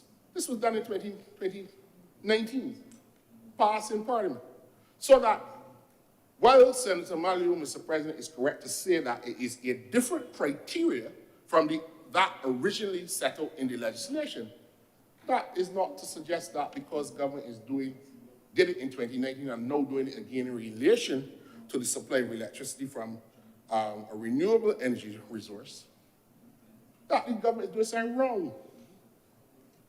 All that is happening here is that given the knowledge and experiences that we have gathered in relation to the renewable energy sector in Barbados. Mr. President, And what do you raise, Senator? on a point of order, sir. At no point during my presentation did I at any point suggest, infer, imply that the government was doing anything of the sort. And to use those words in relation to my speech is not in good order, sir. Actually, yes, you are correct. You did raise concerns of the potential of future governments, but you were quite clear that the government was not doing anything wrong. Senator Nichols, you will withdraw and move forward. I'm guided by you, Mr. President, but I certainly did not even intend to say that he was saying that because I carefully took note of what he was saying. And I have my own response to how we can deal with the situation of the abuses by future governments. So that was not the intent. So I apologize unreservedly if you took that as the comment I was making. When I said anything wrong, I'm not talking about misusing the powers in the Act. I'm talking about anything wrong in terms of bringing the amendment. That is what I meant, Mr. President. So I was not attributing any comment directly to Senator Maliu in that regard. I'm talking about government being wrong in bringing the amendment and the suggestion that this amendment is not needed.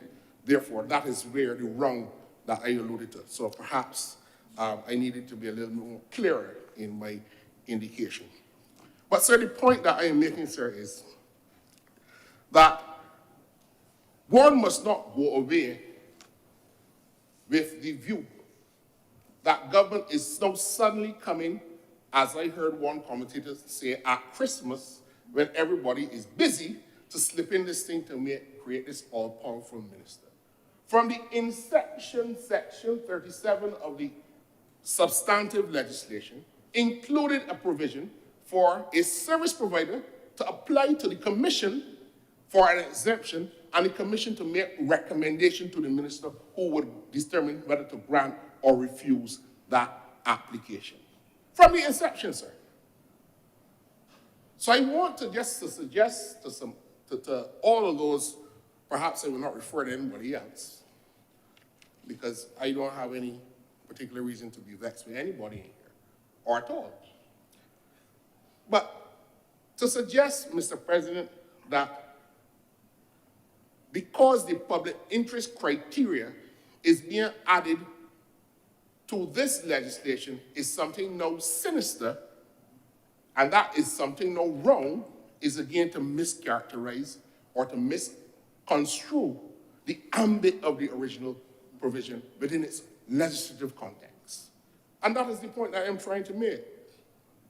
Now, the government does not need, as has been suggested, to set out the subsections of the legislation to determine public interest.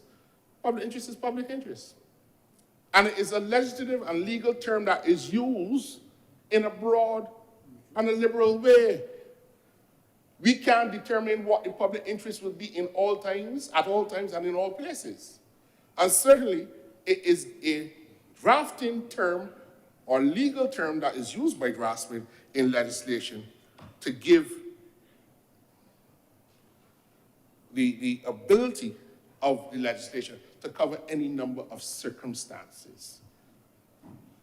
So in this Fair Trading Commission decision issued this year, Mr. President, the Fair Trading Commission signaled that government might have to revisit this legislation and make the provision which we are here today doing. The FTC, sir. But you know what happens in our country or in our societies where we have too few people who spend the time to do the necessary research or to bring themselves up to speed or to engage persons who know. They're like when the media drop a mic in front of them. Scratch the surface and move on, throw a political barb, and all of a sudden we hear that the government is now trying to mash up the FTC and create an all-powerful minister. And in an era where social media headlines, because you will go on social media and see Senator Nichols said something in the Senate, but not the context. And then all the comment section come down without reading the Fair Trading Commission decision on energy storage tariffs, energy storage framework and tariffs, June 28, 2023. The genesis of the amendment before this year. Because the Fair Trading Commission does not have the capacity. When we read this decision, the Fair Trading Commission is talking about pilot studies for four years. And so I spoke to a leading player, an attorney at law within the Barbados Renewable Energy Association setup. They're talking about unlocking about $750 million in investment in renewable energy applications that are waiting to come into the Barbadian economy that we can't process. And if you read this, the FTC is crying out for help. So that as a government, are we to know to sit down and say, well, look, almost $1 billion in investment in the sector locked up without the regulatory capacity to determine these applications. And I don't want to be heard to be criticizing the FTC, but it is certainly apparent to most Barbadians that a rate increase has taken more than 2 years to determine in this country. And I'm not saying that the FTC is wrong or that there were not other reasons or factors outside of their control. It may have been the interveners, it may have been the utility service provider that involved in the back and forth. I don't know. I wasn't involved in it. But it took 2 years to deal with the question of a rate increase. A decision was given, an interim decision earlier this year, and a final decision was given, but still, up to now, Barbadians don't know what the actual rates will pay as a result of the conclusion of the process. That is the reality that we're dealing with. And that's so that the government's responsibility to this process, by way of the lead taken by the Honorable Minister, Leader of Government Business, as Minister of Energy, is to ensure that the public's interests are carried forward. And that the public interest element in this legislation that we are amending today allows for the process of exemptions in a necessary area. And it is not that the amendment, Mr. President, is that the minister has carte blanche, but the minister may, on recommendation of the commission, as it did in its decision in June 28, 2023, or on their own initiative. Now, Mr. President, I want to say that I understand the comment or the concern, I should say, that you may have a rogue minister or government in the future. We still, for all extent and purposes, live in a society governed by the rule of law. This year and last year, the court struck down decisions by government, legislation that has been on the statute books for many years, this year and last year. New legislation that was passed by this administration, legislation that was passed by Tom Adams' administration, all struck down by the courts. Our courts are working. And I want to remind Barbadians that we have only ever had one incident of a government targeting the courts. When in 2018, a former prime minister who is now being consigned to the political historical dustbin said that we had the CCJ as judges dressing up in robes but they're really politicians. And that it was his intention, if re-elected, to pull Barbados out of the ambit of the CCJ. We have only had one instance where an active leader of a government lashed out at the courts in Barbados in such a direct way. Only once. There is no unfettered or untrammeled power in law, especially in a society governed by a written constitution, where the constitution is supreme and its principles are implied in how government operates. The rule of law still undergirds all that we do. A minister cannot act arbitrarily. A minister cannot act on irrelevant considerations or refuse to take relevant considerations into account. A minister cannot exercise any powers under law in a manner without consulting persons that ought to be consulted, even if the legislation does not delineate the persons to whom consultation must ensue. The minister cannot act in breach of the rules of natural justice or in breach of the principles that would undergird a legitimate expectation based on a past promise or past practice, where the legitimate expectation is engendered by that practice or promise. So that no power given to anyone, be it the minister or the FTC for that matter, is unreviewable by the courts. And I'm not saying so just because I practice in those courts, but sometimes we have to be reminded that when Parliament devolves power unto certain persons, whether it be the minister or institutions, that they don't have the ability to act as they like, as we say in Barbados. So that this notion that we're creating this all-powerful minister, where these powers are not attenuated by any reasonable measure, is akin, in my view, to the story we learn as children when Chicken Little get hit by the acorn and run around and tell everybody that the sky is falling on our heads.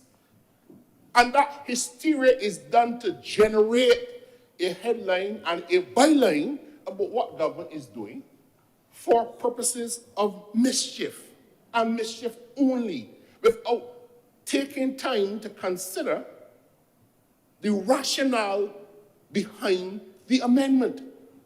Now, today, the Barbados Renewable Energy Association said very clearly they're in favor of this. Who in the sector has come out and said government is acting capriciously? Who? We know who are saying that they're against it.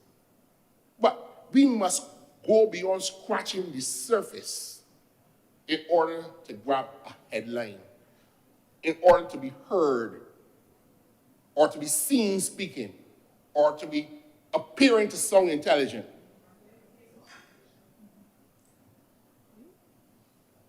And understand what is at stake. Are we to not allow the consideration of the public interest to determine whether or not, on the recommendation of the commission or the minister acting in the public interest, to make a decision to exempt a supply of electricity from a renewable energy source? The technology is unfolding. Last year, or 2 years ago, I would dare say, Mr. President, in 2019, when the last set of amendments were made to this act, the technology was not there at commercial scale to deal with battery storage. It was not. Let us be real, this technology is fast moving and evolving and improving. And it has its attendant dangers and it has its attendant challenges. the technology that is. But what are we to do? For 10 years, this country didn't even have a Ministry of Energy. For 10 years, there was no direct policy with attention to the whole concept of the energy needs of this country. And I stand here, sir, today, proud of my former schoolmate and colleague who gave clarity as to the purpose of this legislation. So, sir, I don't fear the amendment.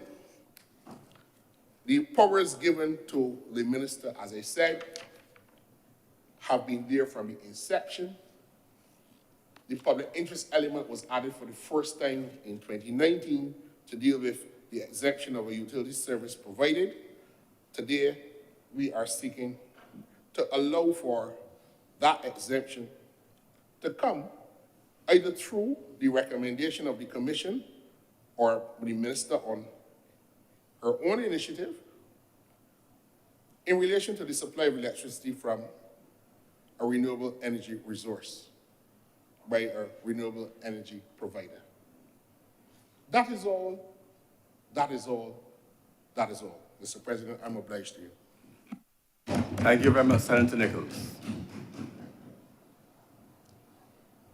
Speakers, Senator King. Thank you very much, Mr. President. I want to pick up from where Senator Nichols left off. One of the first things that I would have encountered in the very first cabinet meeting, it went something like this: what are you seeking to do? Why are you seeking to do it? And how are you seeking to achieve it? That stuck with me from day one. Why, what, why, and how.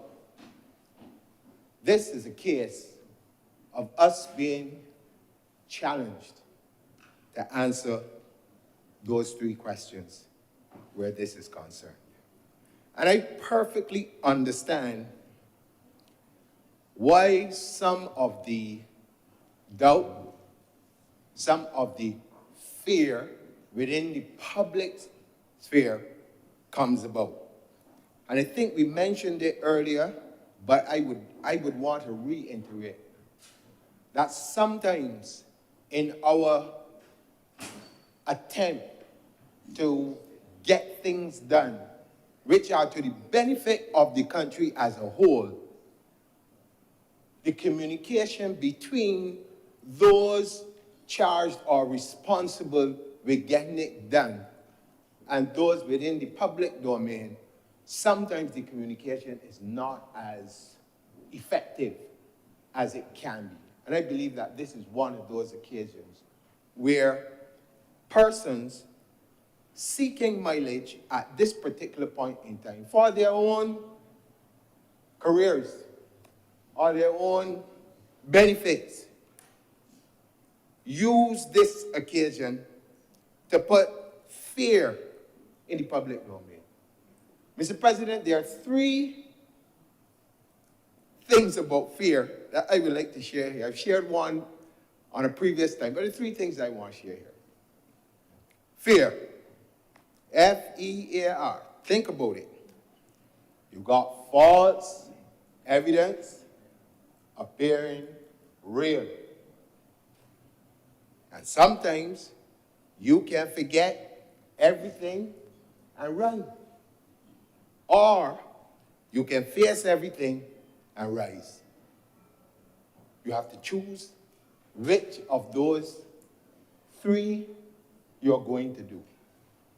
This is the occasion for me, for us, to face everything and rise.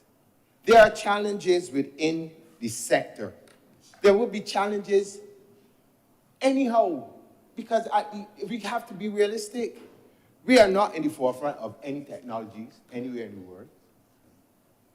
We have to wait and then get involved at the back end. It's not what we do as small island developing states. We just don't have the capacities yet. So therefore, when we start to compare what happens in Barbados as with other territories, one of the things that I know for sure is that other countries do not tell you about their failures and all the problems that they had in getting to where they get to. They're broadcast when they've got it all sorted out to you. And you may believe that, wow, they are doing this, and then you want to compare yourself to them and say, but if they're doing it, why can't we do it? Well, the reason is because you don't have the knowledge of all of the teething problems that they would have had to get them to where they are. So how can we expect then a country like ours, who is not in the forefront of developing the technologies, who is not in the forefront of creating the policies and all the other things, to not have problems? You're going to face problems. But what are you going to do? Are you going to spend a lot of time creating more and more unnecessary fear within the society, or are we going to face these things and deal with them? Now, for any reasonable person, if you tell me that you have a fuel cost of over $900 million, not 9 cents, not $90, $900 million, staring you in the face in 2023. And we are hoping to be carbon neutral by 2030.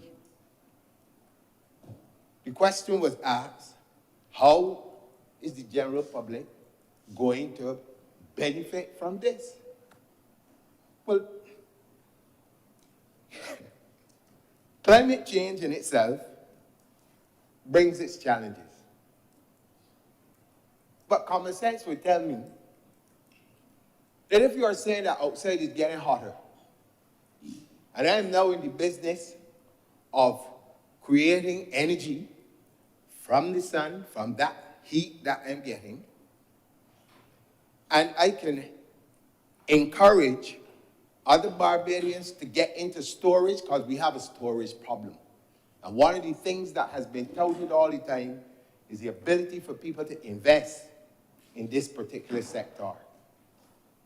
And so if we can encourage our people to do something which they find very difficult to do, that comes from another conversation that we should be had in another place, but I just make the point here, which is to be able to pool their resources together, to get involved in these types of initiatives, because all I keep hearing from every sector is also outside investors.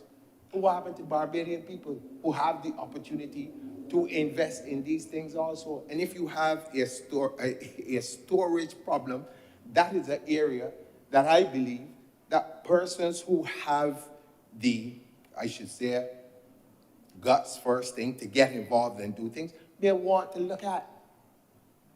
And you ask how it will benefit, well then from an economic standpoint, then persons who are doing storage, obviously there's a charge for it if it's going to be going into the grid.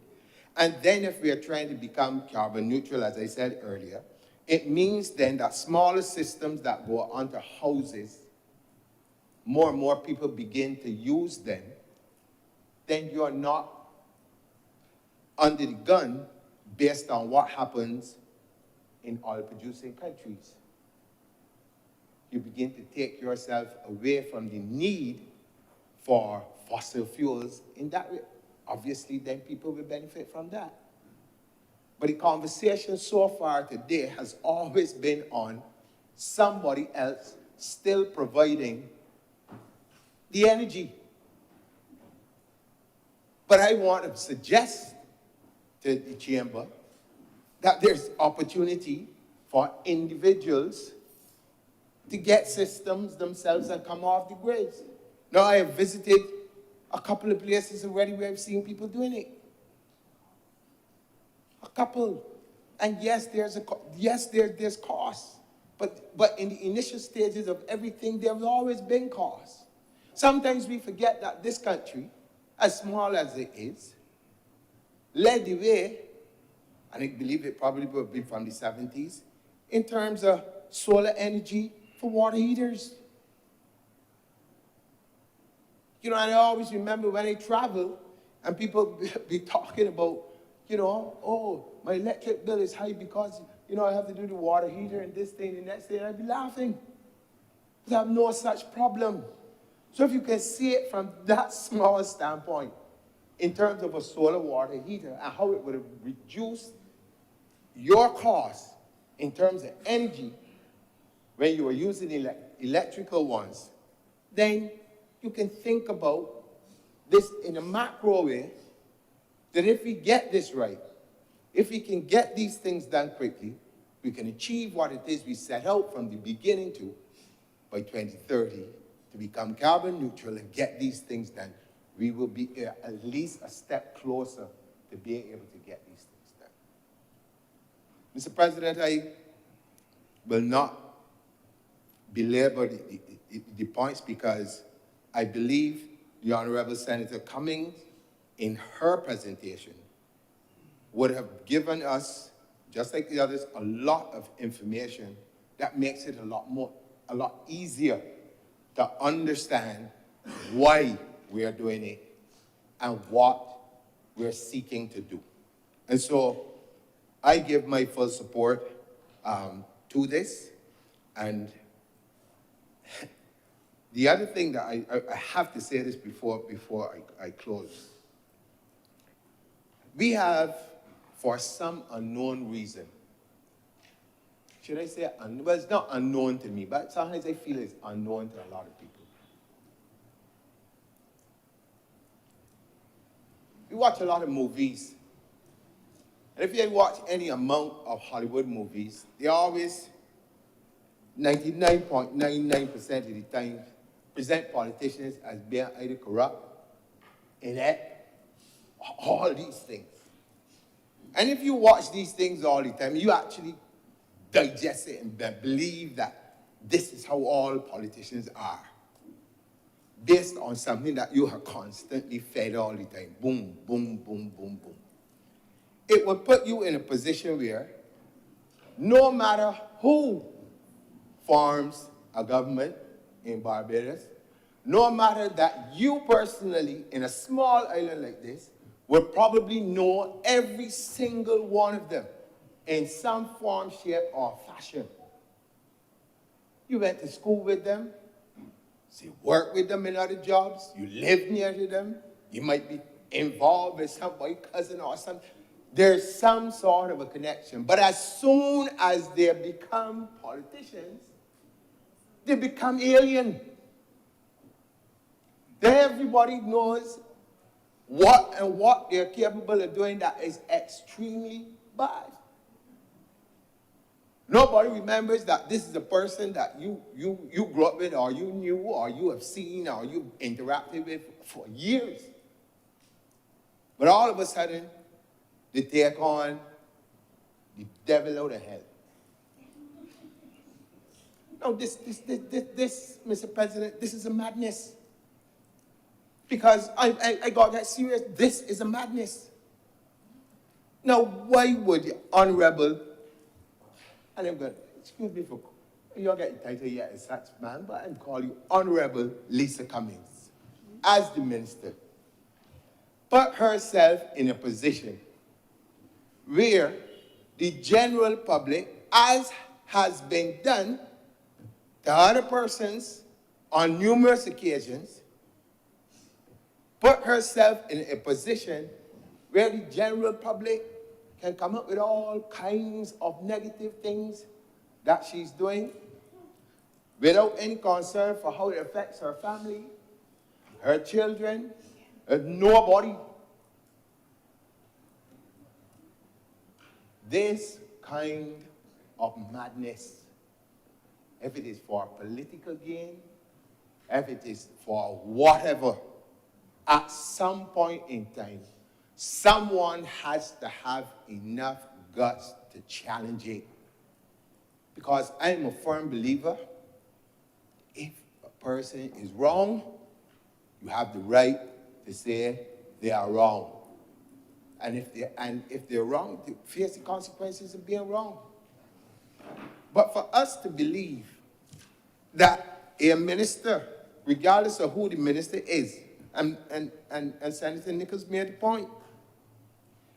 Can just get up in the morning and decide that he or she is going to do X, Y, Z, and not have to bear in mind that he or she represents a government, etc., a country, is, as my father would say, kind of jot too far. It cannot work. It doesn't work so in the real world. And even if we brought it down to the nitty-gritty, with the real things this be, do you think a person's colleagues can sit down and allow a one man or a one woman to cause them angst or shame or to lose a government? Let's get real. It's not going to happen. You ain't going to let it happen in your house with your children. You ain't going to let it happen. You ain't going to let it happen. First thing parents tell you, by the time you leave door, you start put you there, don't know, and make me shame.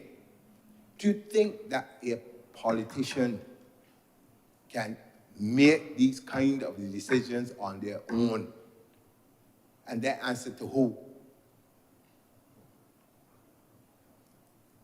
Impossible. Impossible. Want me to say it again? Impossible. It cannot work. It cannot work. So all of the fear-mongering in the public domain needs a dose of reality. And a serious dose of reality. Because every time you have these things, we are living in Barbados yesteryear, where we thought foolishness and it stopped in a small corner. See this? This takes you to the rest of the world. And this is not something to be trifled with, and it's not a joke. And the more you have people spouting things without seriously thinking about what the effects are, not only on this issue, but a whole lot of other things, you have to ask yourself, what are we doing?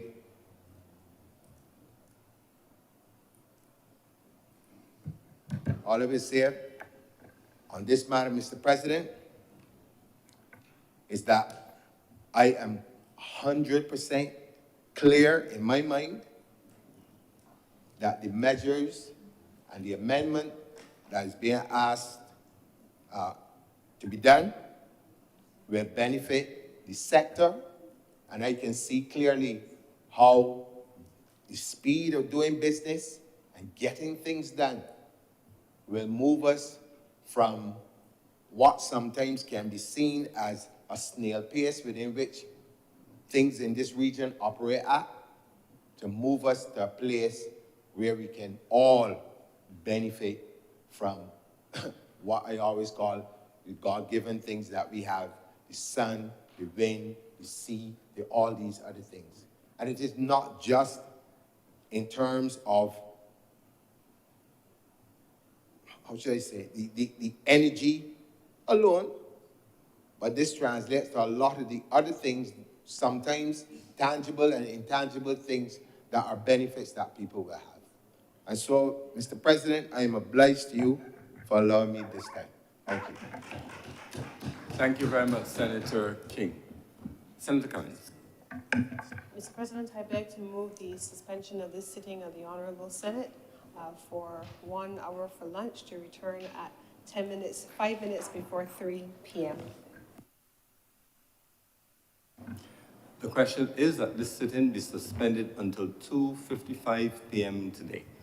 Honorable senators in favor, please say aye. Aye. Those against, please say no. The things the ayes have it. The sitting is therefore suspended until 2:55 p.m. today.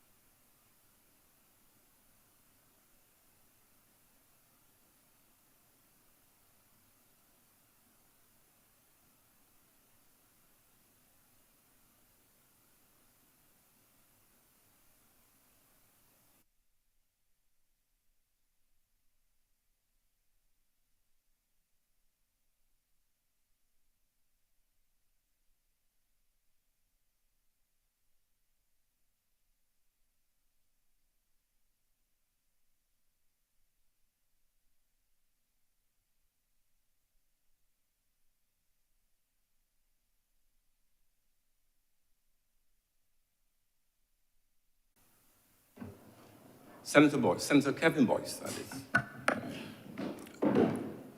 Thank you, Mr. President. I do apologize for my absence earlier, as I was in the other place where we have not settled the priority as to how we exist in both. Good afternoon, colleagues. I rise on behalf of the independent side of the proverbial table, and I must state from the onset that this is a topic which I do have some conflict in, as my firm represents a major electric supplier.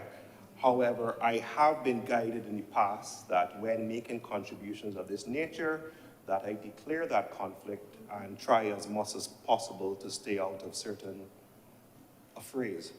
Now, sir, what we start with is, as usual, with my presentation, and I will say, however, that while I have declared that conflict, you will note, and I'm giving everyone early warning, that this speech may end on a somewhat selfish note. So I'm giving everyone ample opportunity to be able to rise as necessary.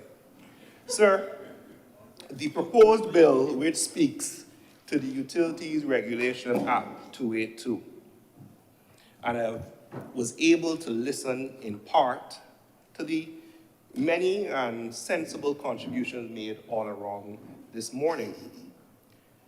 And the proposed wording as set out has garnered some concern, where persons speak to the concern about the minister, the proposed insertion. The minister may, on the recommendation of the commission, now the recommendation of the commission part doesn't seem to have garnered much attention on social media. Everyone is focusing on the minister, what the minister may do. On his own initiative, exempt the supply of electricity from a renewable energy resource by a renewable energy producer from the application of all or any of the provisions of this act, where the minister is satisfied in all the circumstances that the exemption is required in the public interest. I listened to my colleague, Senator Nichols, as he set out the checks and balances that the courts provide. I listened to my colleague, Senator King, as he set out the checks and balances that good old Bajan raising provides. But we have to be cognizant that, yes, the wording is wide, but we have heard from the leader of the government business as to why the wording is the way it is and the intention of the government. But let's come back to that shortly. Now, the Utility Regulation Act, Mr. President, you may likely recall that we dealt with this in 2020 when dealing with the amendment which was done on the 7th, it commenced on the 17th of July 2020. And by that amendment, the government exercises right with regard to its energy policy to bring renewable energy producers and renewable energy resources under the governance of the Utilities Regulation Act. Similarly, in 2020, the government exercised its power and extended the function of the FTC by way of the Fair Trading Commission Act 2020 to include renewable energy producers. Now, what this bill does is in 2023 is to give the power of the minister, who we know has to act within the ambit of government policy, the ability to make certain exemptions to the application of the Utility Regulations Act to certain renewable energy producers. At the end of the day, sir, there is little, if any, restriction on government and its policy. The government has set out why it is doing what it's doing, and guess what? Active citizenry means that persons can make comments and can agitate and can say whether they like or dislike what the government proposes. Within the pillars of Parliament, government is entitled to set out its legislative reasoning for why it's done what it is proposing or what it is going to do, with, of course, certain restrictions. At the end of the day, only in few matters such as constitutional issues, or dare I say public sentiment, does the government find itself in a situation where it is limited as to how it can maneuver. And what is the government policy? Sir, I recall in the last time we debated this, and I had given a similar qualification and conflict warning, and I was almost gently chastised by Senator Herod with regard to the government policy and the Barbados National Energy Plan for 2030, and the fact is better that we try to do it, and if we fail, well, at least we try, but let's push forward with our goals. I recall that conversation well. The blows were not too heavy. On previous debates, issues were raised, of course, with the cost of getting to a carbon neutral state. You will recall, sir, Senator Malalu used the opportunity to speak about the infrastructure and the cost of having the electronic vehicles and the necessary charging at port station and the actual proof of the proverbial pudding with regard to the cost implementation. Now, of course, no doubt buoyed by the COP28 objective, which is to triple the renewable energy generation of the world to 11,000 gigawatts by 2030, the government is saying that this legislation is necessary for them to achieve that goal. That's what this is. Now, while the government certainly is entitled to do so, we have to, of course, be aware that persons will be concerned of the wide powers that are set out within the legislation. I was joking to a colleague of mine that it may also even behoove the government to appoint a minister of WhatsApp so as to allow messages which the government thinks necessary to get out there. Because at the end of the day, when persons see legislation which is wide and allows for those who may seek to criticize or condemn because of the potential utilization of that legislation for a nefarious purpose, the only way to counter such assertions is by informed and distributed information in a method that is accessible, repeated, and easily digested. The Prime Minister has said that politics is the art of repetition. I heard her well.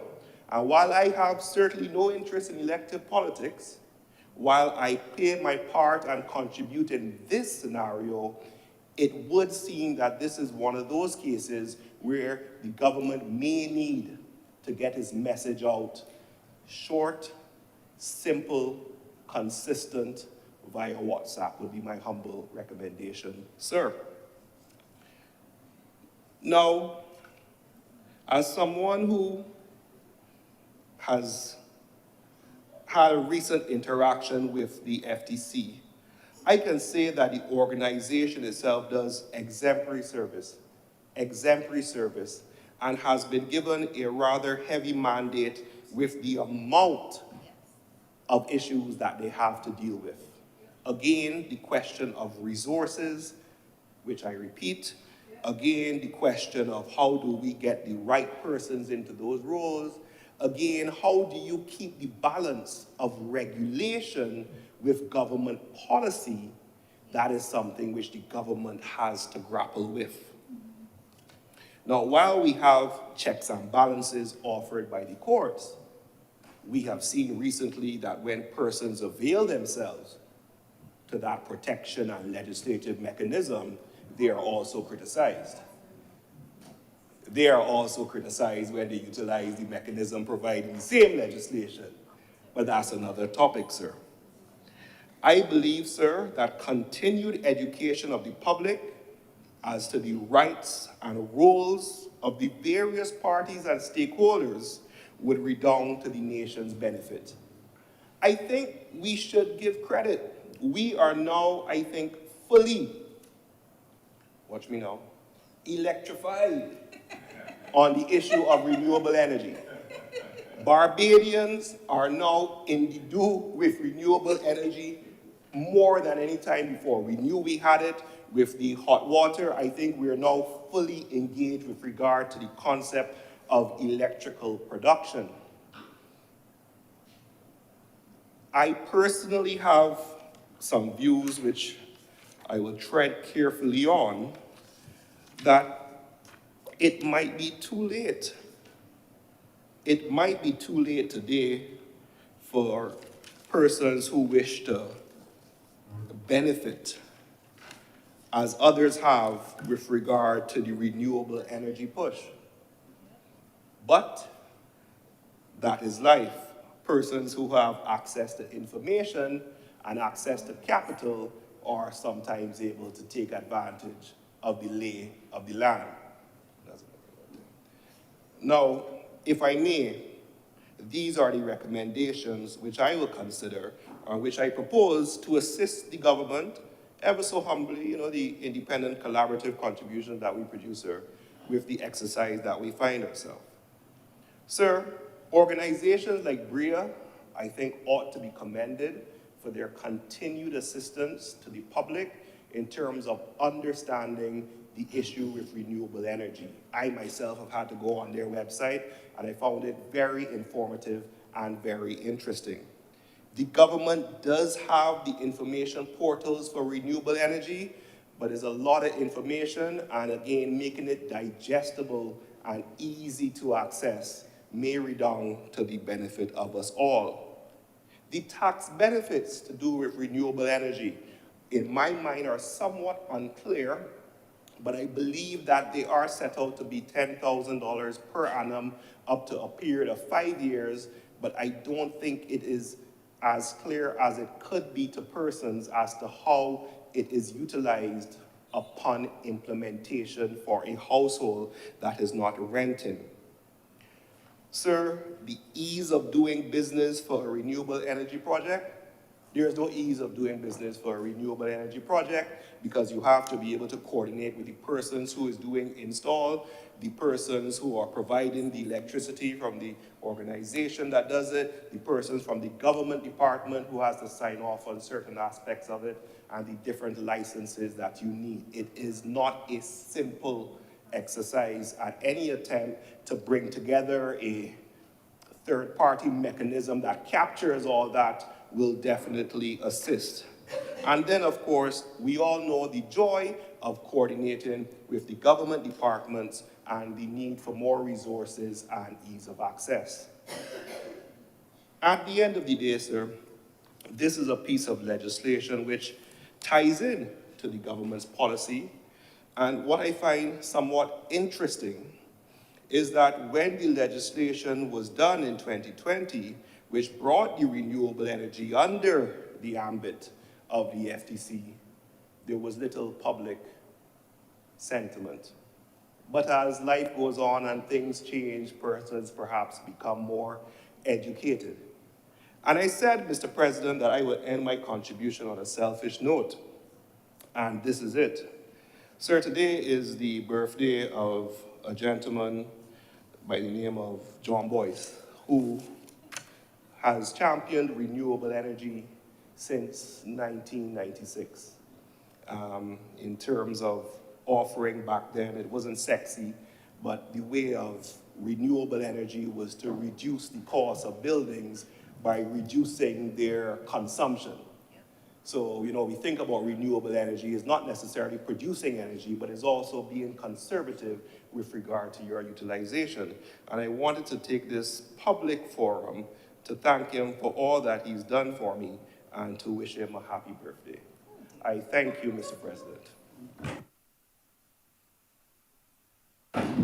And I must join with you in wishing him a happy birthday. We both served in this place, in the Honorable Senate, 1994 to 1999.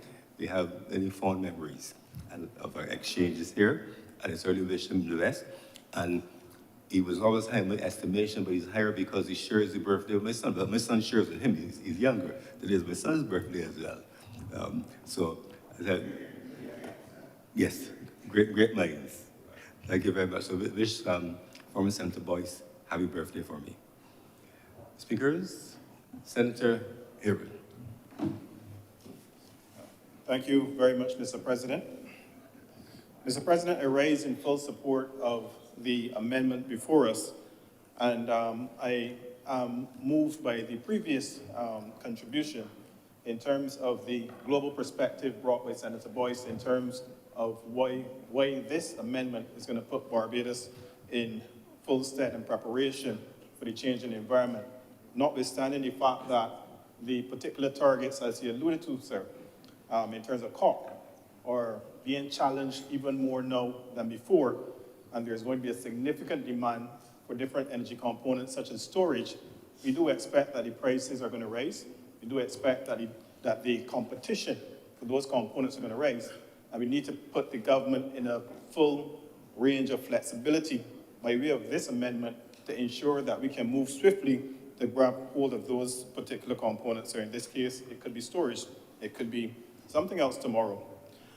I do also take the fact that based on the expressions I've read online, I do not get the impression that there is any significant level of confusion, sir, with regard to what we are approaching today. In fact, the greatest level of confusion I would have had today, and it is a welcome confusion because it really shows the independent perspective, is where one senator mentioned the environment as being chaotic, and the previous speaker before that senator mentioned senator mentioned the environment as being one of fit for purpose for procurement. And that caused me to be a bit confused, but I was moved by the gesture of understanding the independent perspectives. Sir, despite what may have been put in the public domain, this bill adds value to the operations of the Fair Trading Commission, sir. Before Senator Cummins was appointed to the post of Minister of Energy, we had a Fair Trading Commission that couldn't even, at that point, have access to something called Plexus, which is a system that is used by the utility to allow them to do modeling of the energy sector. And if they can't have access to some of those tools and other contributions from consultancies that they needed, it means that when it comes to doing heavy lifting like this particular need, that they will be in a worse position to say, you know what, this is the process that we need to go about to get the best value for money for Barbados in terms of energy storage.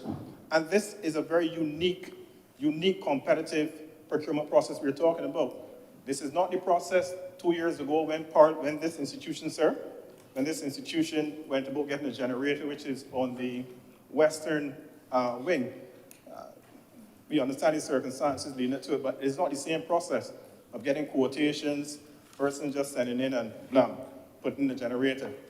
There's a situation where this procurement is being led by the government in the interest of the public, but it has to merge with the operations of a utility to which the government, unfortunately, does not have sufficient shareholdings in anymore. But it is a private-public partnership to some extent when we think about that. It's not a straightforward procurement, sir.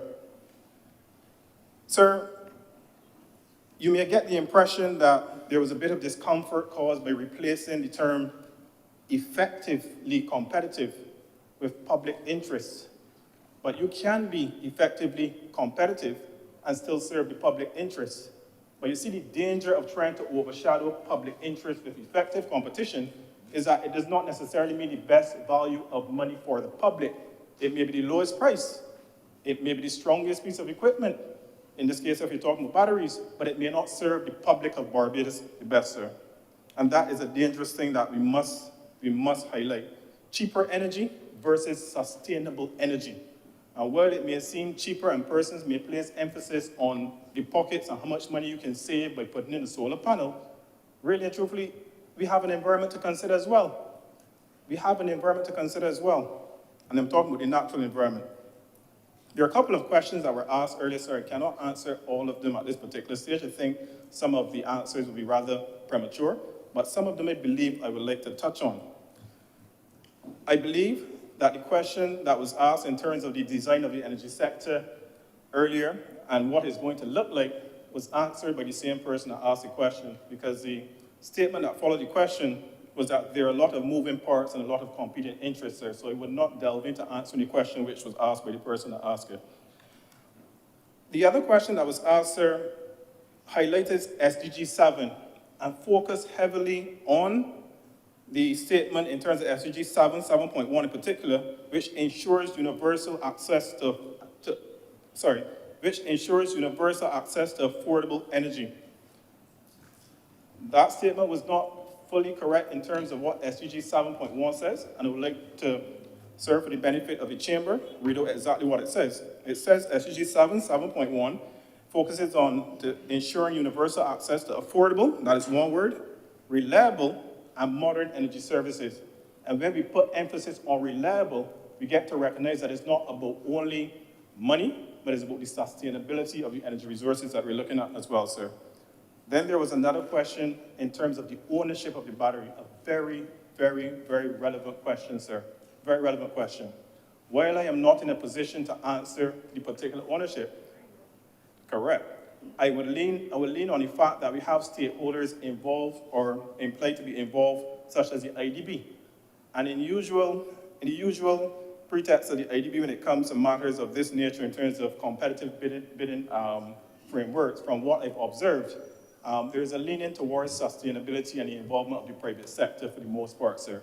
Not necessarily always getting involved with government for the end product to be owned by government, but the private sector to be involved. That is not a statement clarifying exactly who will own, but I tend to recognize that the IDB favors sustainable interventions as well. I do support the call for regular updates from the public in different forms as well. No issue with that. I do recognize it, but I also recognize that the Ministry of Energy has done significantly well in trying to communicate the developments of the sector and the government as well as the Barbados Renewable Energy Association. Sir, I want to just, because it is really non-contentious, but I really want to focus on something that is of a growing concern of mine over the years as far as renewable energy goes. We constantly hear about different technologies, battery storage, wave energy storage, solar, whatever it is. My greatest concern, not out of this procurement process, but out of any procurement process or engagement for renewable energies, is really waste stream management. And it is a great concern of mine. I know that in different jurisdictions, sir, there's an emphasis on establishing an arrangement in contracts so that the providers of the batteries, the providers of the solar panels, there's a take back after the useful life of those entities, of those items, sorry, so that they may ship it back to their jurisdictions, their countries, but you don't leave the waste there within the country that's utilizing it. And some may argue, which is correct, that this may lead to a higher price, a more costly intervention in terms of accessing renewable energy. For me, this is where the cost-benefit analysis comes off, and this is where the economic benefit versus the environmental benefit has to be considered. Is it the better approach for us to focus on the economic and the financial aspect of having cheaper electricity, cheaper energy, sorry, by way of keeping the batteries within our physical jurisdiction, or should we have a situation where we negotiate a take-back clause where the suppliers of these batteries, and I'm talking at utility scale, where they take it back to the countries and don't leave the waste in Barbados if we do not have a sector that can utilize the waste to be repurposed in a useful way in Barbados? This is just my opinion, sir, not the position of the government, but my greedy opinion. I would pay more money knowing that I can keep the environment clean for the future generation than pay less money today and leave the future generation to deal with the dump later on. And the waste streams that can be generated from renewable energy are significant, sir. And this is why the European Union moved 4 years ago to ensure that their efforts at negotiating utility scale provisions for different components in the renewable energy sector. Some of them may not have as significant a waste stream as others, but they all collectively have a significant one, particularly the solar industry, sir. So, sir, I want to commend the government. I want to commend the Minister as well of Energy. Since her appointment in the Ministry of Energy, I can tell you that there have been significant changes, and the mood and the enthusiasm that I felt from FTC all the way back to the Ministry of Energy is one of a commendable nature. I want to commend the government for presenting this amendment, and I want to give it my full support, and I would definitely look forward to seeing us add value to make this government more flexible with these amendments, sir. With those few words, I'm obliged. Thank you very much, Senator Harewood. Who's next? Her Honourable Senator Thompson.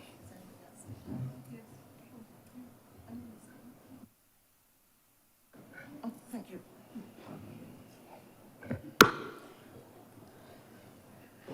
Thank you very much, Mr. President.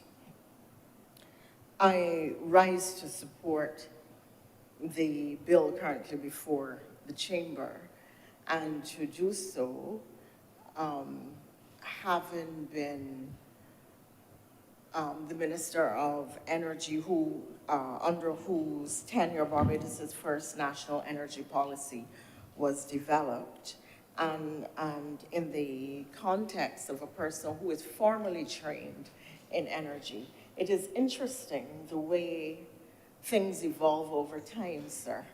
I remember when I decided that I was going to do a master's in energy law with a specialization in oil and gas and a subspecialization in renewable energy and environmental law for the energy sector.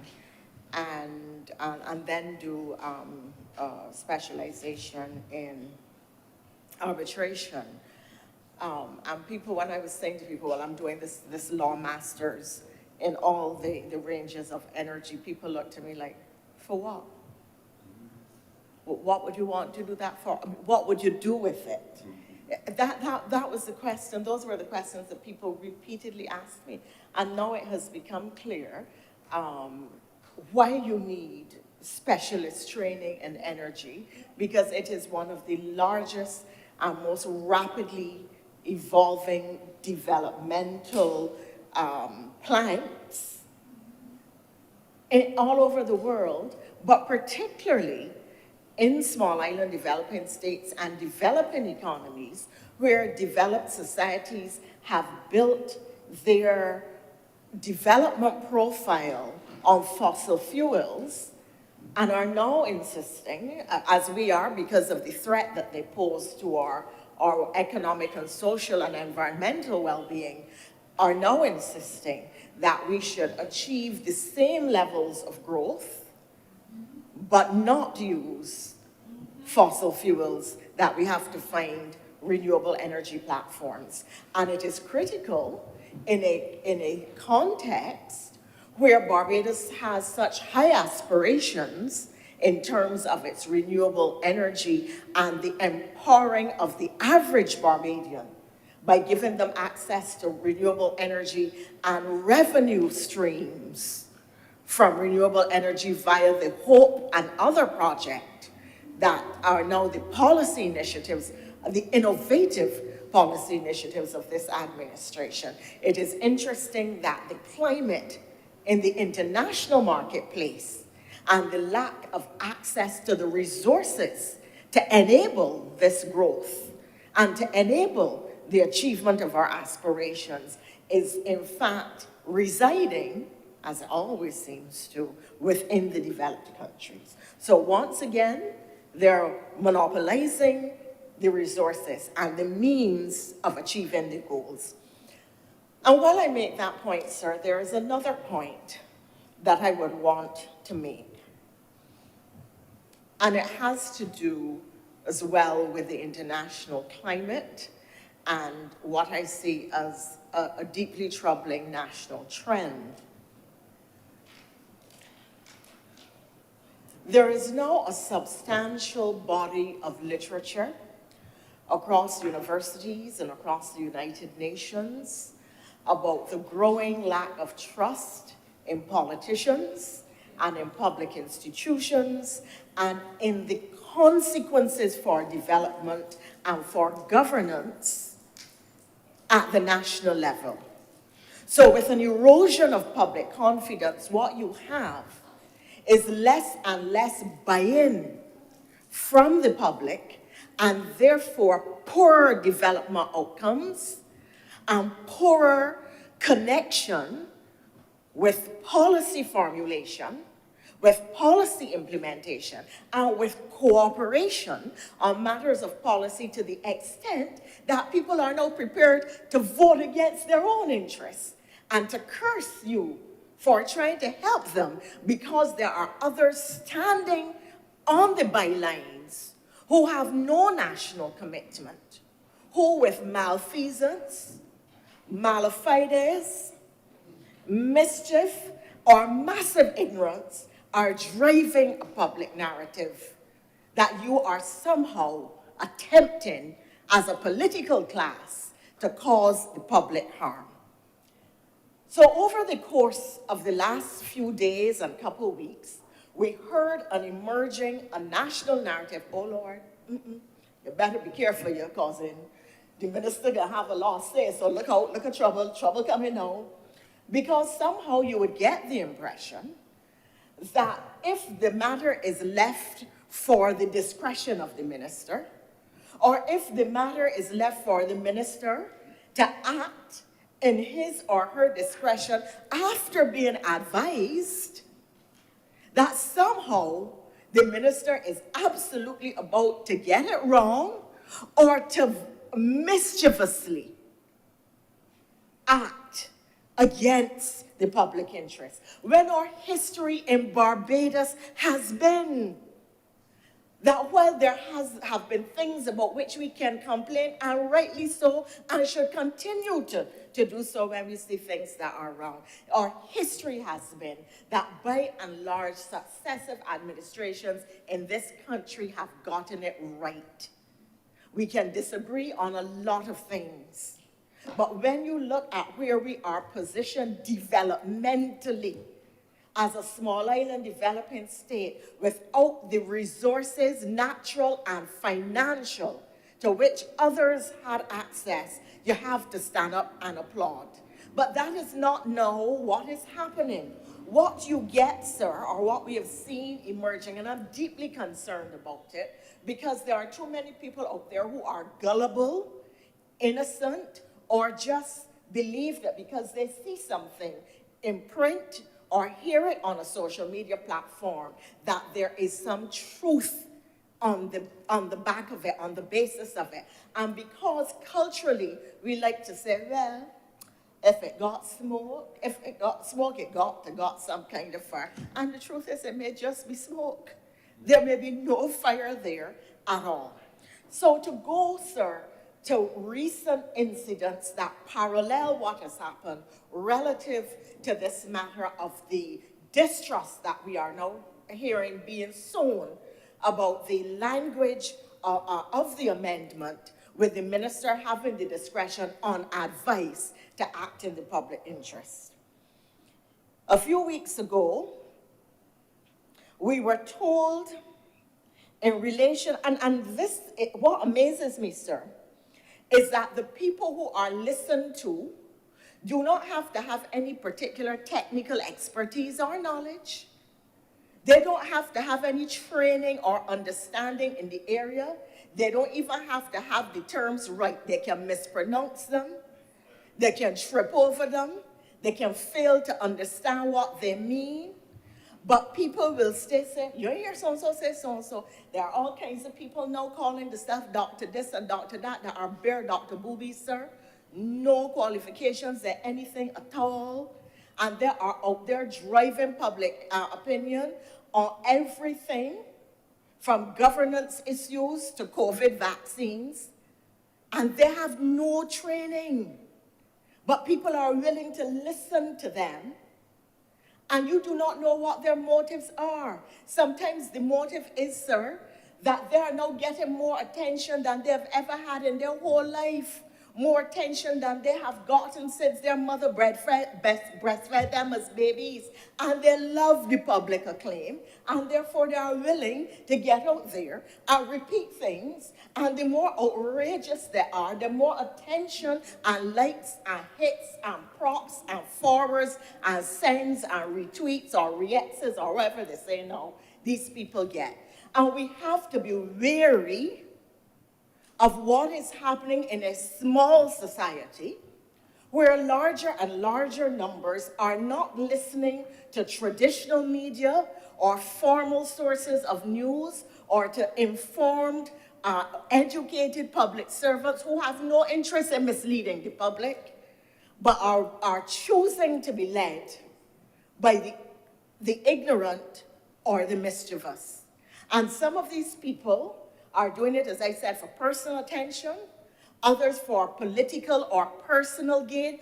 They all have all kinds of strange motives that you don't necessarily know what the basis of those motives are.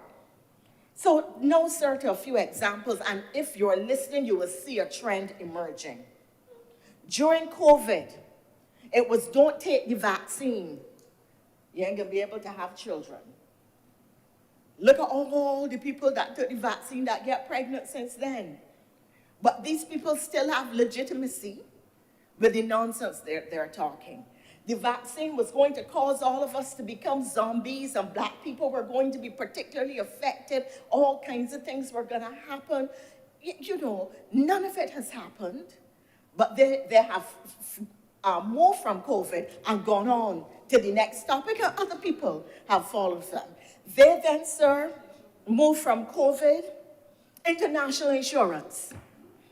It was the scheme going to break down.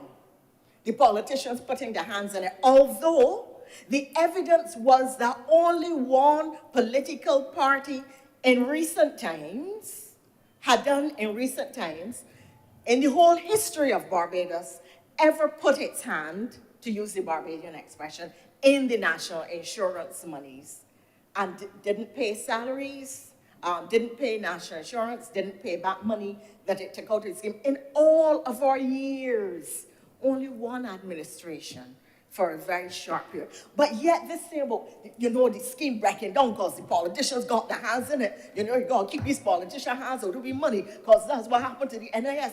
So all you try to explain about demographics and population growth and the implications for that and the scheme, people were not listening because the narrative had already been driven by the naysayers. Well, when they get tired of that, they latch on to the child protection. The next thing you know, we were going to be marrying off children as soon as they got out of Pampers. Look sharp, we were about to give them injections that would turn the gender to other than the gender God gave them. And some very outrageous claims were being made, and people were standing up at platforms, open mouth, soaking it all in. They were going to the churches and trying to sell the churches this rubbish, and so on. Well, it was Christmas, and we gave them a Christmas gift. The change in the utilities and regulations, I said, Lord, hallelujah, before Christmas we got something to talk about. And then they started with that we have to be very, you know, you gotta be careful now because minister, you hear the minister? Somebody tell me the minister, and you got to be scared, you got to be frightened, sir. And so on, and so it went on, that the same group now had started another set of national confusion.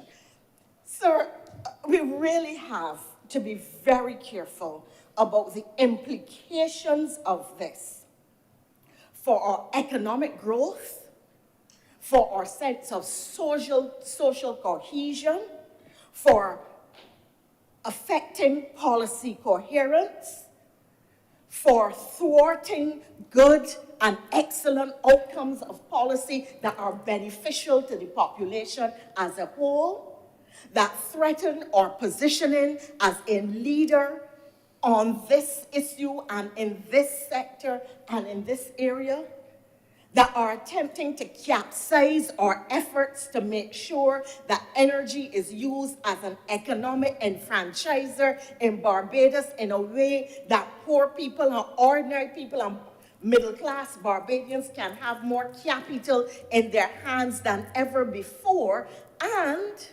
ultimately will reduce our foreign exchange expenditure on energy. Now, I'm not saying there isn't going to be a cost in the transition. Let us remember that when the solar water heater industry was set up in Barbados, and I want to pay tribute to people like Dr. James Husbands, who was a pioneer in the field, And at the time, once again, a Barbados Labour Party government, as always leading Tom Adams as Prime Minister, changed the marketplace. And as a result, Barbados always now comes within the top 5 countries in the world of having the highest penetration of solar water heaters per capita because of visionary policy and because people were willing to get behind it. And the government of the day did 2 things that this government ought to take example from. 1, they gave the concessions necessary to the investors and the business people. I see Senator Malulu smiling. As he should. And they gave, or is he always smiling? And they gave the concessions necessary to the consumer so that both ends of the market, the supply and demand end, got the appropriate regulatory, legal, and stimulation and incentives that allowed them to enter the marketplace and to remain in the marketplace and to benefit from the transition that was being effected. What we are attempting to do now is to position the country again ahead of the rest of the world. And we have to take the steps that are necessary. And what this legislation does is recognizes that in a rapidly evolving market, in a constantly changing atmosphere or landscape, that a government may need to be nimble, quick-footed, quick intervening to protect the public interest, to advance the public interest. And therefore, you can't have them come into Parliament for new legislation every time. You can't have them seeking permission every time. The technical experts have to be able to advise and say, Minister, there is an opportunity, move now. And that is all the legislation does. There is no ghost of wrongdoing past looming over this. There is no danger of wrongdoing future being created by any looseness in this legislation. It is merely a mechanism that allows a government in a rapidly changing market to be fleet-footed in the protection of the public and in the advancement of public interests. The government is not going to act on behalf of business or big business. That's not what the legislation says. The minister is not going to be acting on his own behalf. He will be acting on behalf of the public, and he will do so in an environment where all of the opposition in Barbados lines up to march every Saturday, or as many Saturdays in a month as they choose. They have megaphones and trucks and public systems. They talk in the air morning, noon, and night, or whenever they choose. They have access to the calling programs. Nobody has stopped calling programs, tried to cut them off. They are on all social media platforms, morning, noon, and night. They have TV broadcasts or live streams. They have audios. They have still photos. All kinds of mechanisms for free speech are available to the public in Barbados, and nothing in Barbados is quiet or silent or clandestine. Minister King made the point earlier that everybody in Barbados connected to everybody. So when you're trying to do things, the public hears. So there is no attempt or there isn't going to be any attempt to use this legislation for any kind of mischief. I want to remind you, I don't know how many of you saw the viral messages during COVID when the emergency legislation, the legislation enabling emergency directives were passed. Social media went viral. I had people calling me, messaging me, frightened because they had seen these messages in which they were told that the legislation was going to be used to empower the police, that the legislation was going to be used to take away people's houses, people's vehicles, all kinds of extreme things. And what I marvel at is that one by one, these lies and mischiefs and rumors and misstatements and false statements and false facts and false fictions and false frivolity come to nothing, and people still run along with it. I mean, it is an absolutely fascinating study in human behavior, that the same people who carry on with the same stories get caught out every time as being wrong, but they still come back again and have an audience. It is as if we are gluttons for this kind of, I don't know what it is. It has to be something in the who we are as a people and how we behave and so on. So I really am concerned about the way this is being cast, because there is no attempt to stymie, to silence the opposition. Everybody is free to talk, and therefore, if at all any minister attempted to step out of line using this legislation, there are bound to be extremely serious consequences for him, or in this case, as it may well be, for her. What we need to be more concerned about now, I think, is what are our chances of achieving our aspirations and the national goals which we have set ourselves, given the state of the international market, and insofar as we have 2030 as our line, our timeline.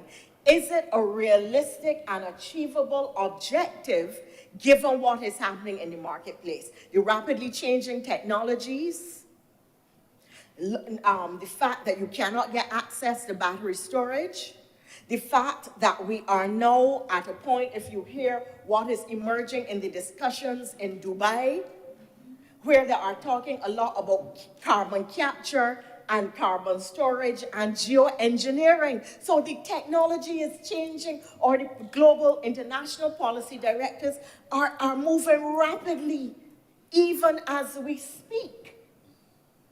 And those are my wider concerns.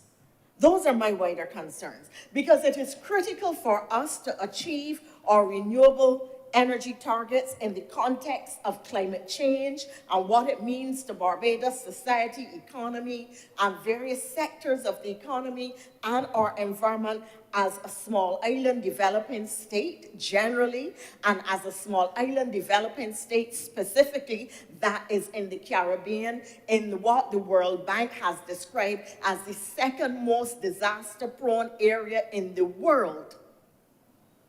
What does it mean for us if we are not able to achieve our renewable energy targets?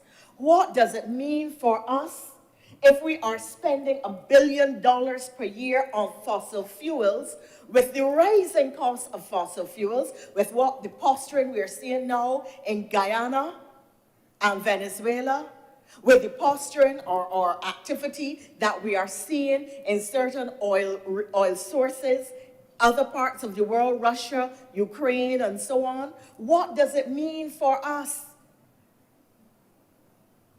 if we are fossil fuel dependent, with some of the highest fossil fuel prices in the world because of our distance from the centers of production and refinement, from extraction and production and refinement, and the implications then of the continuing cost of the rise in energy prices because of these conflicts in various theaters across the globe? What does it mean for us if we cannot take up that $1 billion and invest it If that is a signal to stop speaking, I ignore it. That's all right, Linda. I'm almost there, sir. What does it mean for us if that $1 billion in fossil fuel expenditure cannot be diverted into supporting the poor and the indigent, into education and the education reimagination and the transformation of the educational sector on which we are about to embark, the new schools, making sure that every child has a bright future. What does it mean if we have $1 billion more to put into road repair or house building for the 17,000 people whose names are on a waiting list at NHC? But the people who are trying to detract from the government's efforts are not talking about how we are attempting to address these issues, and that if we can get the costs, the expenditures down, we can divert our foreign exchange and our national resources into things that benefit the average Bajan, into things that benefit people who live on Baxter's Road, where I grew up, or people who live in Haynesville housing areas that I represented, and people who are middle class but live from paycheck to paycheck, as most middle class do, and need the opportunity for their children. What would it mean if we were able to achieve our renewable energy targets and didn't have the distraction of people telling the nation, oh, don't support it, the plan to be wicked, nefarious actions are about to come afoot, watch yourself, the up to mischief? What would it mean? What would it mean if fossil fuel prices were not rising in the way that they are and driving inflation in this country? People complain every day about how expensive things are without considering that fuel costs. Whether you are driving, you bring something into the port, let's say some beef. It has come in from Argentina or from the US or wherever it has come from. It then has to go to some manufacturing plant to be made into a hamburger. It has to be driven there. So it was sailed here on a boat. Well, not sailed, because not wind sails, but it was brought here on a boat using fossil fuels. It will then be transported from the port to one destination using fossil fuels. At every sector of, if you take this piece of beef, at every stage before it becomes your all-beef roti in Chefette or your hamburger, that's a fact. That is it. People don't think about the value chain. At every sector, the costs are going on because of the expense of energy and fuel. And therefore, if we could address that, we can change the economic dynamic and the landscape in this country, if we could get to the bottom of that. But instead, you have people say, watch them, yeah, watch them. Be careful, I know what you're talking, and on and on and on. It really is deeply, deeply disturbing, sir. I want to close, sir, by making the point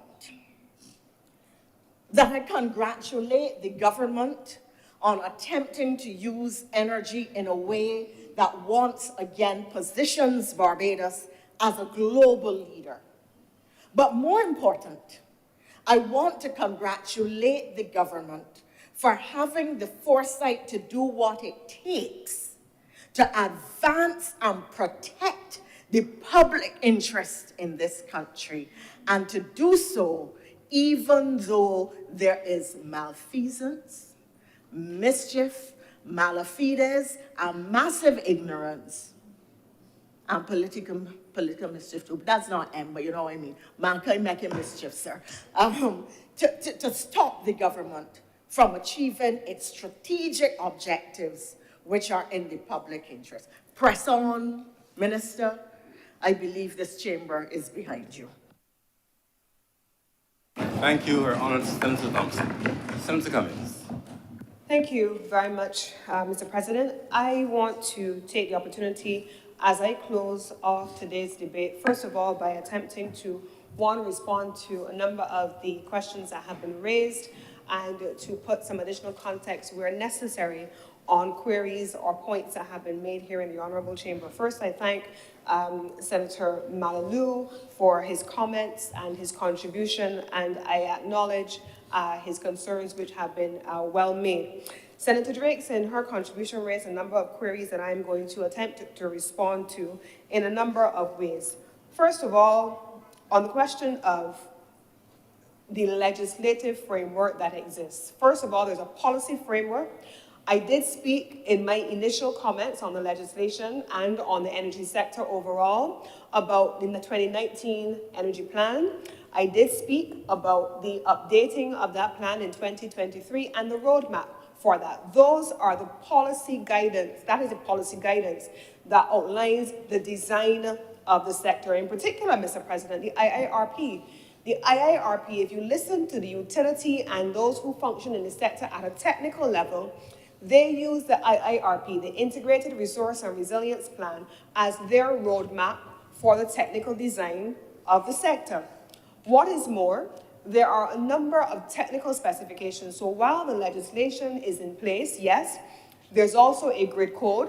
The grid code is determined by the technical specifications, and it is followed by those either in the utility or as independent power producers. And you have the existing legislation which governs how all of those things work. But, Mr. President, there is, as we know right now, and we heard the website of the Ministry of Energy being referred to by a couple of speakers earlier today, and that website contains a piece of legislation in draft, which is in the public domain, and so I can speak to it here. It is a piece of transformational legislation that we started working on during the course of last year. We put out in August of this year for public consultation. It has been the subject over the course of August this year up to the end of this year, up to today. It is on the website, the Electricity Supply Act, which will be the first comprehensive overhaul of the legislative regime governing the electricity sector. Contained within that legislation in draft, Mr. President, is a reference to microgrids and the ability to bypass even the existing utility and to have those new operators in the system. It is there for review and for inputs. We have shared it widely with the sector and all of the stakeholders. We have shared it with the public on the website. We created a portal to invite comments to come in, and we intend during the first quarter of the year to be able to go into a dedicated public consultation where now that we have collated all of the inputs that have been received from the stakeholders through our chief legal officer, we will then have 3 days of public consultation on the actual text itself in its consolidated form before going back to cabinet, hopefully in the earlier part of the year, and then preparing that draft for laying it in Parliament. That is a public process which will capture much of what was asked about by Senator Drakes. In the in the Energy Transition Investment Plan, Mr. President, there was a commentary raised earlier about whether or not we are looking at all of the options, fossil fuel phasing out, what are the various costs associated with different parts of the sector. Mr. President, we have simulated a range of scenarios, and we've stress tested them all. We've simulated a business as usual scenario. That's scenario 1. The second scenario we have simulated is a net zero target for 2030. What will it take for us as a country, public and private, to reach the targets for 2030? But we've also, Mr. President, had a fail-safe. What will it take as an investment level for us to reach the same targets in 2035? So it is going to cost us a far more aggressive push, a higher level of investment. If we are to meet the 2030 targets, we're going to have to be far more nimble to reach those 2030 targets, and as opposed to if we push them outwards to 2035, or if we were to continue with a fossil fuel-based sector as that business in the business as usual scenario.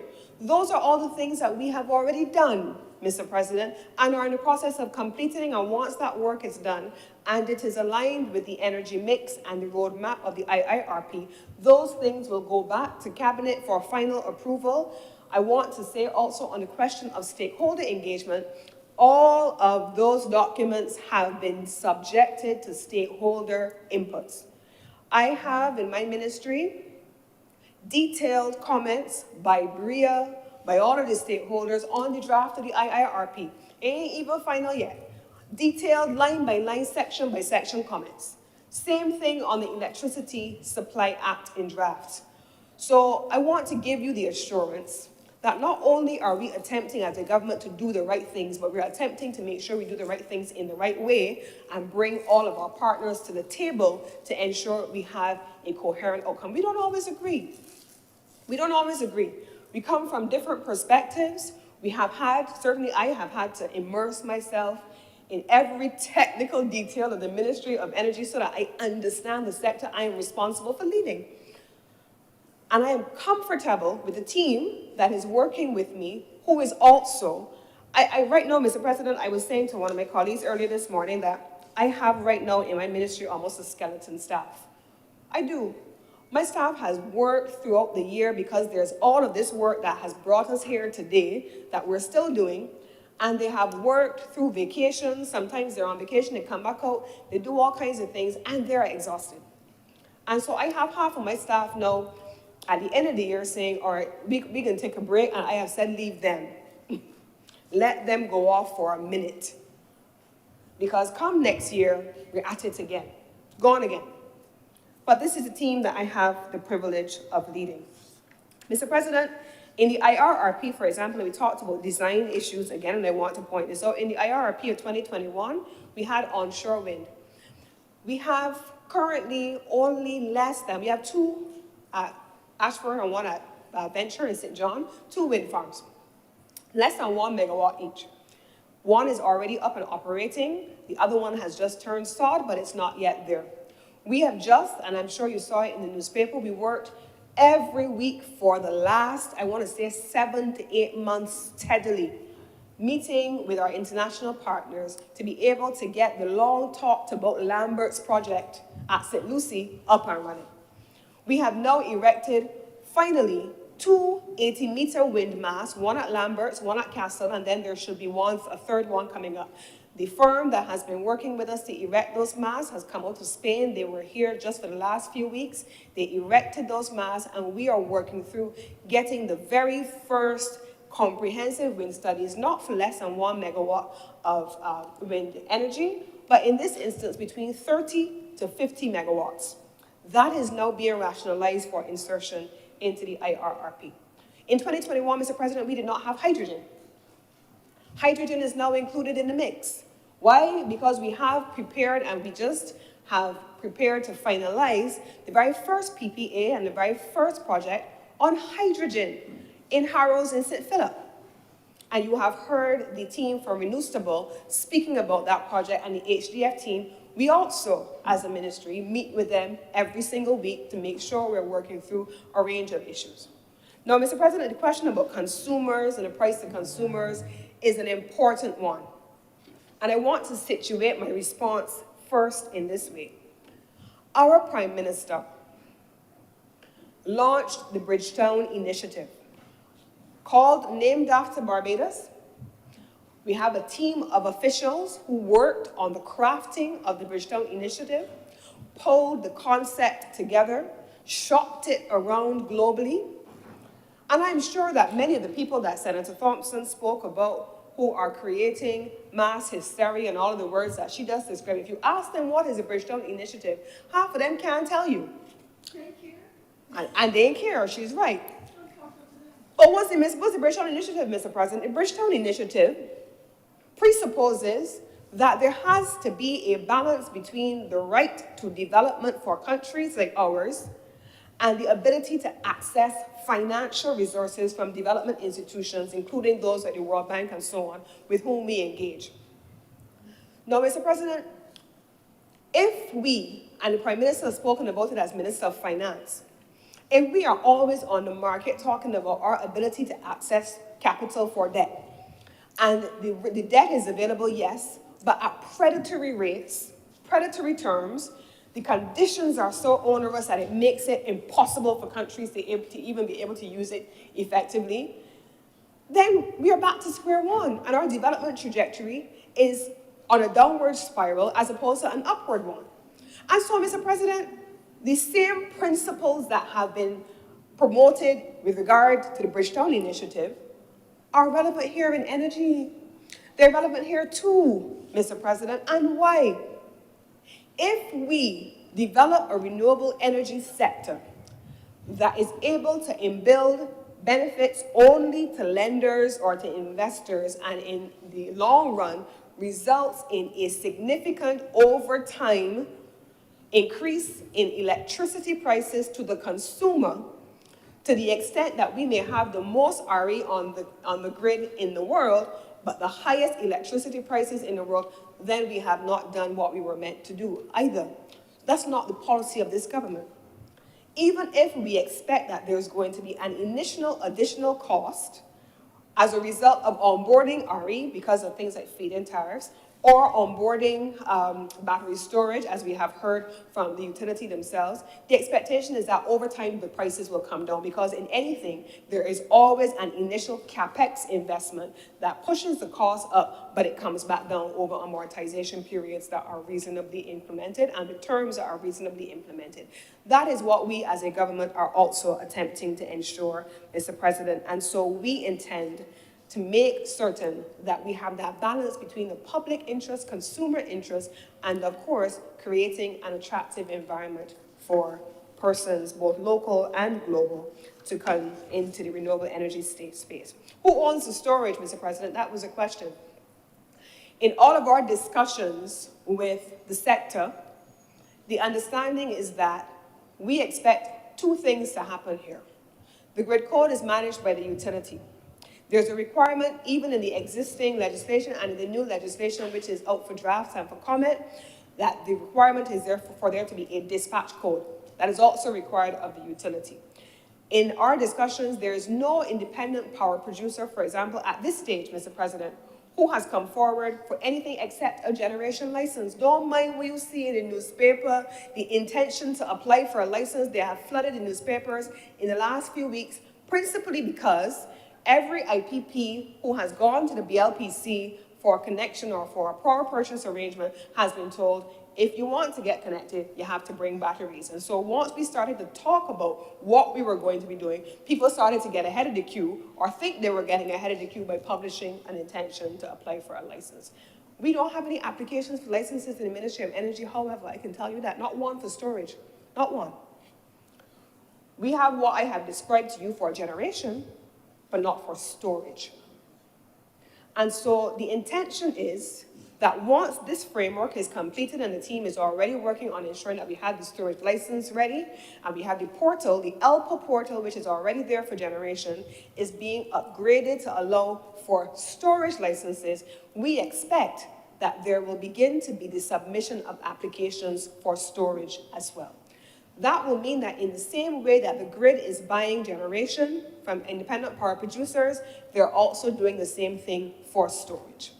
So the owners of the storage will be the same way we have the owners of generation, independent power producers, and they will be independent storage producers. But the management of the generation, as will be the case with the management of the storage, would have to remain, it is our view, with the utility.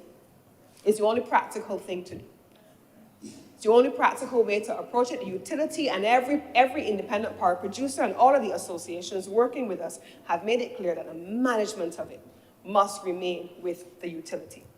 So there's a dispatch code as well, which is incorporated. What we have also commenced looking at as a recommendation from one of the associations is the development of a dispatch policy. Because there are concerns, and we want to make sure that we have incorporated them as to how the system will then be rolled out, and we want to make sure that that is in place to allow for a seamless transition. If I'm the utility and I'm managing the storage and the generation, am I pulling from you versus you? What guides my decision making? So there will be a policy framework around that, and we will have that put in place, Mr. President. Now, finally, Mr. President, the other question that was asked was on the, or rather the point that was raised was on the Fair Trading Commission. Mr. President, last week when I was away, when this honorable chamber met, I was in Portugal attending OECD Global Forum meetings. And in the same way, Mr. President, that CAIPO and the International Business Unit have had their roles evolve over time as a result of international developments, and you would know this just as well as I do. As a result of the requirements of the global community, the FTC, as these sectors have evolved, it is no different. The FTC, like CAIPO, like IBU, like many other entities, have assumed additional responsibilities over the years with no additional resources being provided to them or equally over the years. When we had to add hydrogen, this hydrogen project at Harrows in St. Philip, Mr. President, the IDB and one consulting firm had to come in and do the technical work on a methodology for identifying a tariff rate for hydrogen. The FTC did not have the resources in-house. The same thing, Mr. President, for storage. They didn't have the resources in-house. And so we accept, and we have committed as a government, and certainly my ministry, we are committed to ensuring that the FTC is made fit for purpose, not just in a 2023 Barbados, but in a future forward Barbados in terms of utility regulation. And we expect that once the developmental work and the transformational work has been completed, that we will see a new look institution that is in a position to take us where we need to go. I believe it was Senator Nichols. He talked about 2 years to have a decision on a rate review. I don't know if anyone thinks that the same persons who will speak about how long things take to go through the court system, Mr. President, would not agree that 2 years for a rate hearing to go through a quasi-judicial body is a reasonable period of time. In that period of time, we have already talked about, Mr. President, where it started today, how fast this sector has moved. And we call it regulatory lag. In my meetings with the staff and with the industry over the last couple of weeks, I've used it as, you know, when a car has timing belt issues and it goes forward and all of a sudden it starts to cut out and then it drives it back a little bit and then it goes forward again and it drives it back a little bit. The regulatory lag in the renewable energy sector has been almost destructive in some instances, simply because as fast as the sector can go forward, the policy has gone ahead, but the regulations have to catch up. We have the FTC at this point, Mr. President, and Senator Nichols spoke about it in his contribution, with a decision on storage up to 10 megawatt, up to systems of 10 megawatts, below 10 megawatts, for 4 years. But Mr. President, we kind of way past there. Because if you are piloting up to 50 megawatts, but the IRRP since 2021 called for 206 megawatts of storage, there is regulatory lag. And it results in delays in implementation. And it's not because they have any malice of forethought, but simply because they need the resources. And we are committed as a government to provide those resources. And so I hope that I have taken the time and I have answered all of the questions that were raised by the colleagues. I'm just skimming quickly through my notes to make sure that I have. I believe that the lawyers in the Honorable Chamber have adequately covered the issues relating to the treatment in law in the legislation as it is drafted, the issues of precedent in legislation, the terms of definition as it relates to what constitutes a public interest, and how the legislation works within the context of broader legislation in the country, as well as the principles of natural justice and administrative justice and so on. And so I hope that I have been sufficiently detailed, sufficiently clear on a substantive matter I regret that there are those that attempted to speak very quickly in press conferences very recently who clearly did not take advice.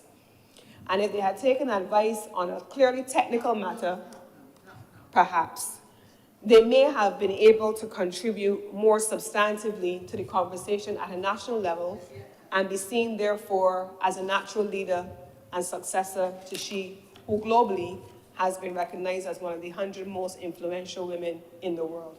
You don't get to be that well recognized using misinformation, half information, no information, and no technical advice. You have to come with substance. And that is what these subject matters, and I believe this is what Barbados in this moment requires of leaders, and particularly aspiring leaders. But with these few words today, Mr. President, I beg to move that this bill now be read a second time. The question is that this bill be read a second time. Honorable senators in favor, please say aye. Aye. Those against, please say no. Methinks the ayes have it. Senator Cummins. Mr. President, I beg to move that Your Honor do now leave the chair and the Senate dissolves itself into a committee of the whole for further deliberation on this bill. The question is that I do not leave the chair and the Honorable Senate resolve itself in the committee for further consideration of this bill. Honorable senators in favor, please say aye. Aye. Those against, please say no. I think the ayes have it.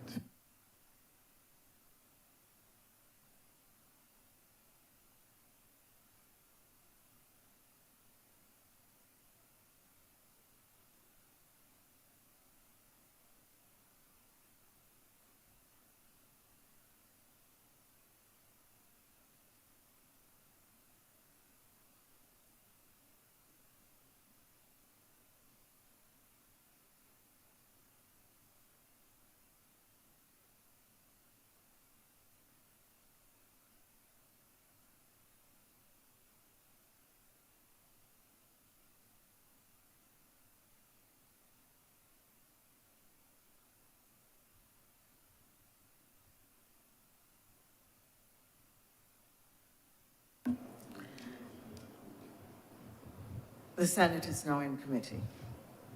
Clause 1.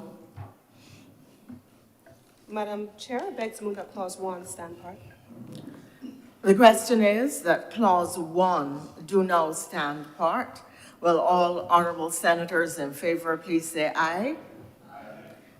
All senators against, please say no. The ayes have it. Clause 2. Madam Chair, I beg to move that Clause 2 stand part. The question is that Clause 2 do now stand part.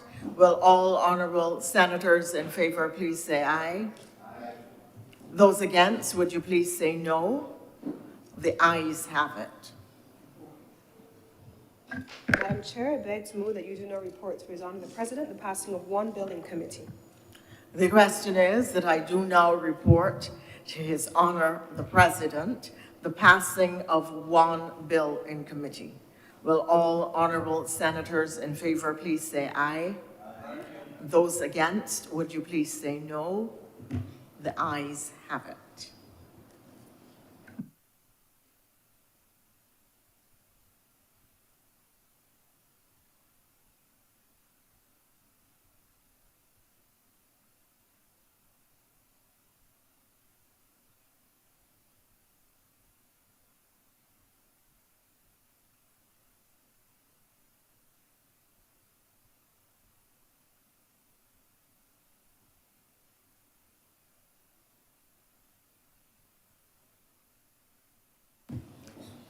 The chairman has reported to me the passing of one bill in committee. Senator Cummins.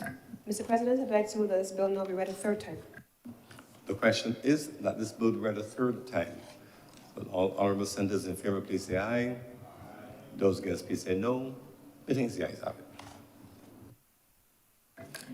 Mr. President, I beg to move that this bill do now pass and be cited as the Utilities Regulation Amendment Act 2023. The question is that this bill do now pass and be cited as the Utilities Regulation Amendment Act 2023. All honourable senators in favour please say aye. Aye. Those against, please say no. We think the ayes have it. This bill is now passed and so cited. Order number 1, sir. In the name of the Honorable Leader of the Senate, to move the passing of a resolution to approve in accordance with Section 5 of the Crown Lands Vesting and Disposal Act, Chapter 225, the vesting in the National Housing Corporation of a parcel of land situate at Dodds Plantation in the parish of St. Philip in this island, and more particularly described in the schedule for residential, commercial, and recreational purposes. Senator Cummings. Mr. President, this is certainly a far simpler resolution. This matter has been brought before the Honorable Chamber on more than one occasion in different locations around the country. I believe we are aware that the Minister of Housing has announced on more than one occasion that it is the government's ambition to build over 10,000 houses over a given period. And as a consequence, you have seen, and we certainly in this Honorable Chamber have come here more than once to approve, either by compulsory acquisition or in some instances, as we're doing here today, to vest in the National Housing Corporation parcels of land for the purpose of housing accommodation and housing construction. In this particular instance, Mr. President, this is 48.43 acres of land being vested in the National Housing Corporation for residential, commercial, and recreational purposes. It is the area in St. Philip, which is relatively close to Dodds Prison. We know when we think Dodds, we think of Dodds Prison. I want to begin by saying that the Ministry of Housing and Lands, the Ministry of Home Affairs, and the relevant officials from Dodds Prison have conducted the necessary site visits to the area and have ensured that the area is fit for housing development and that there is no conflict between the area to the north, which is Dodds Prison, and the area on the other side of Highway 4B, which is meant for the purposes I have just outlined. The principal use for this particular housing area, Mr. President, is for the persons who have been affected by the Rock Hall relocation program. And so these persons are expected to go into this area, as you would have heard in the other place when the Honorable Minister spoke about it. In addition to housing, Mr. President, this area will also have a green area, and they will have a green space. I think one of the things that you will hear, we've heard certainly this last few days in the other place as they discuss planning and development planning in the country, and we will have an opportunity, I expect, to have those similar conversations very soon, that the importance of green spaces included in communities for recreational purposes, but just for mental health at times, Mr. President, is a part of the commitment of this government. And so I hope to belabor this particular resolution, Mr. President. And so with those very few words, I beg to move that this resolution do now pass. Thank you, Senator Cummings. Any speakers on this matter? The question is that this resolution do not pass. Honorable senators in favor, please say aye. Aye. Those against, please say no. We think the ayes have it. This resolution is now passed. Order number 3, sir. In the name of the Honorable Leader of the Senate, to move the passing of a resolution to approve in accordance with Section 5 of the Land Acquisition Act, Chapter 228, the compulsory acquisition by the state of parcels of land situate at Work Hall in the parish of St. Philip in this island, and more particularly described in the schedules for the public purpose of regularizing a squatters' housing area. Senator Cummings. Thank you very much, Mr. President. This, again, is a fairly simple resolution. We have approximately 20.988 square meters of land, around 5.18 acres.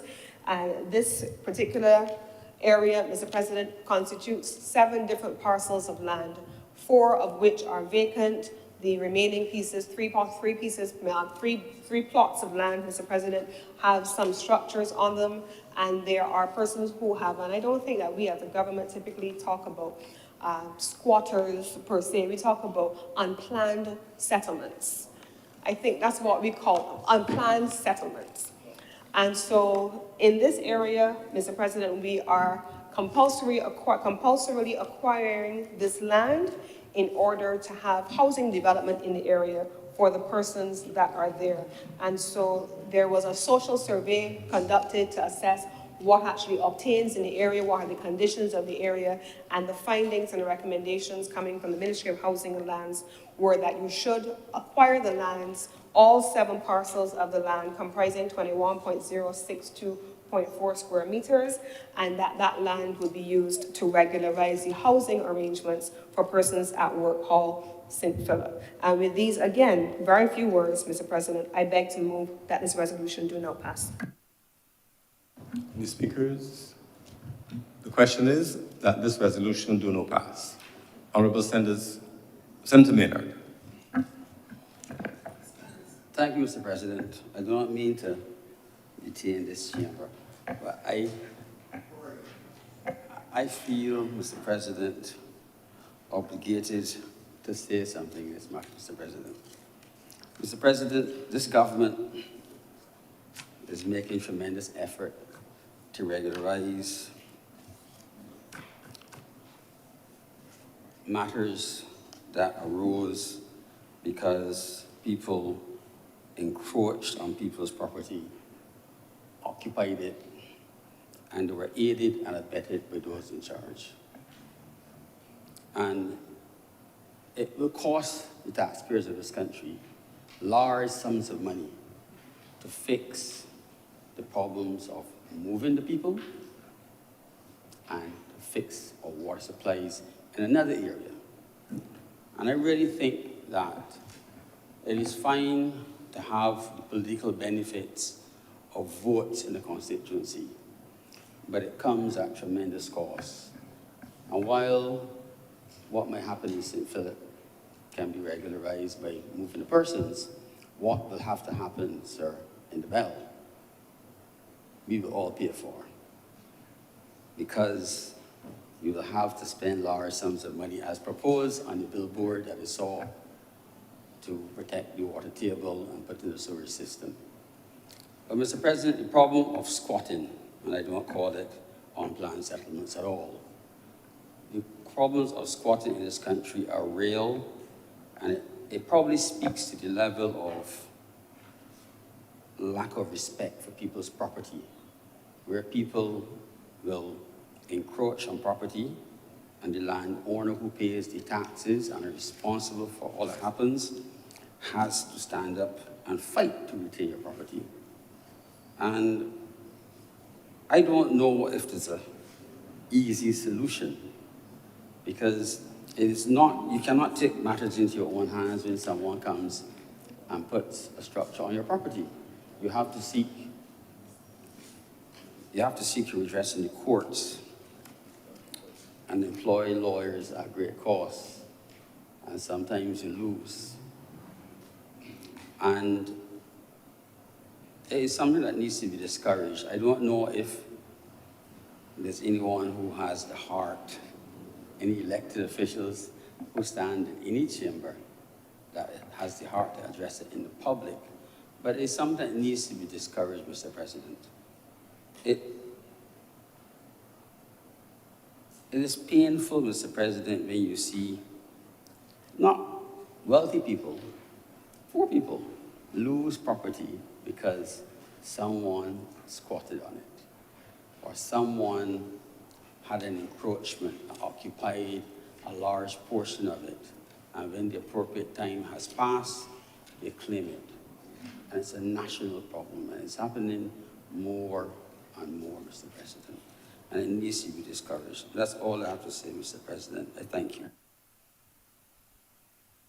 Thank you very much, Senator Maynard. The question is that this resolution do not pass. Honorable senators in favor, please say aye. Aye. Those against, please say no. The next yes, have it. This resolution is now passed. Senator Cummings. Thank you very much, Mr. President. I beg to move that, having completed the business of the government for today's sitting of the Senate, that the Senate adjourn until Wednesday, December 20th at 11 a.m.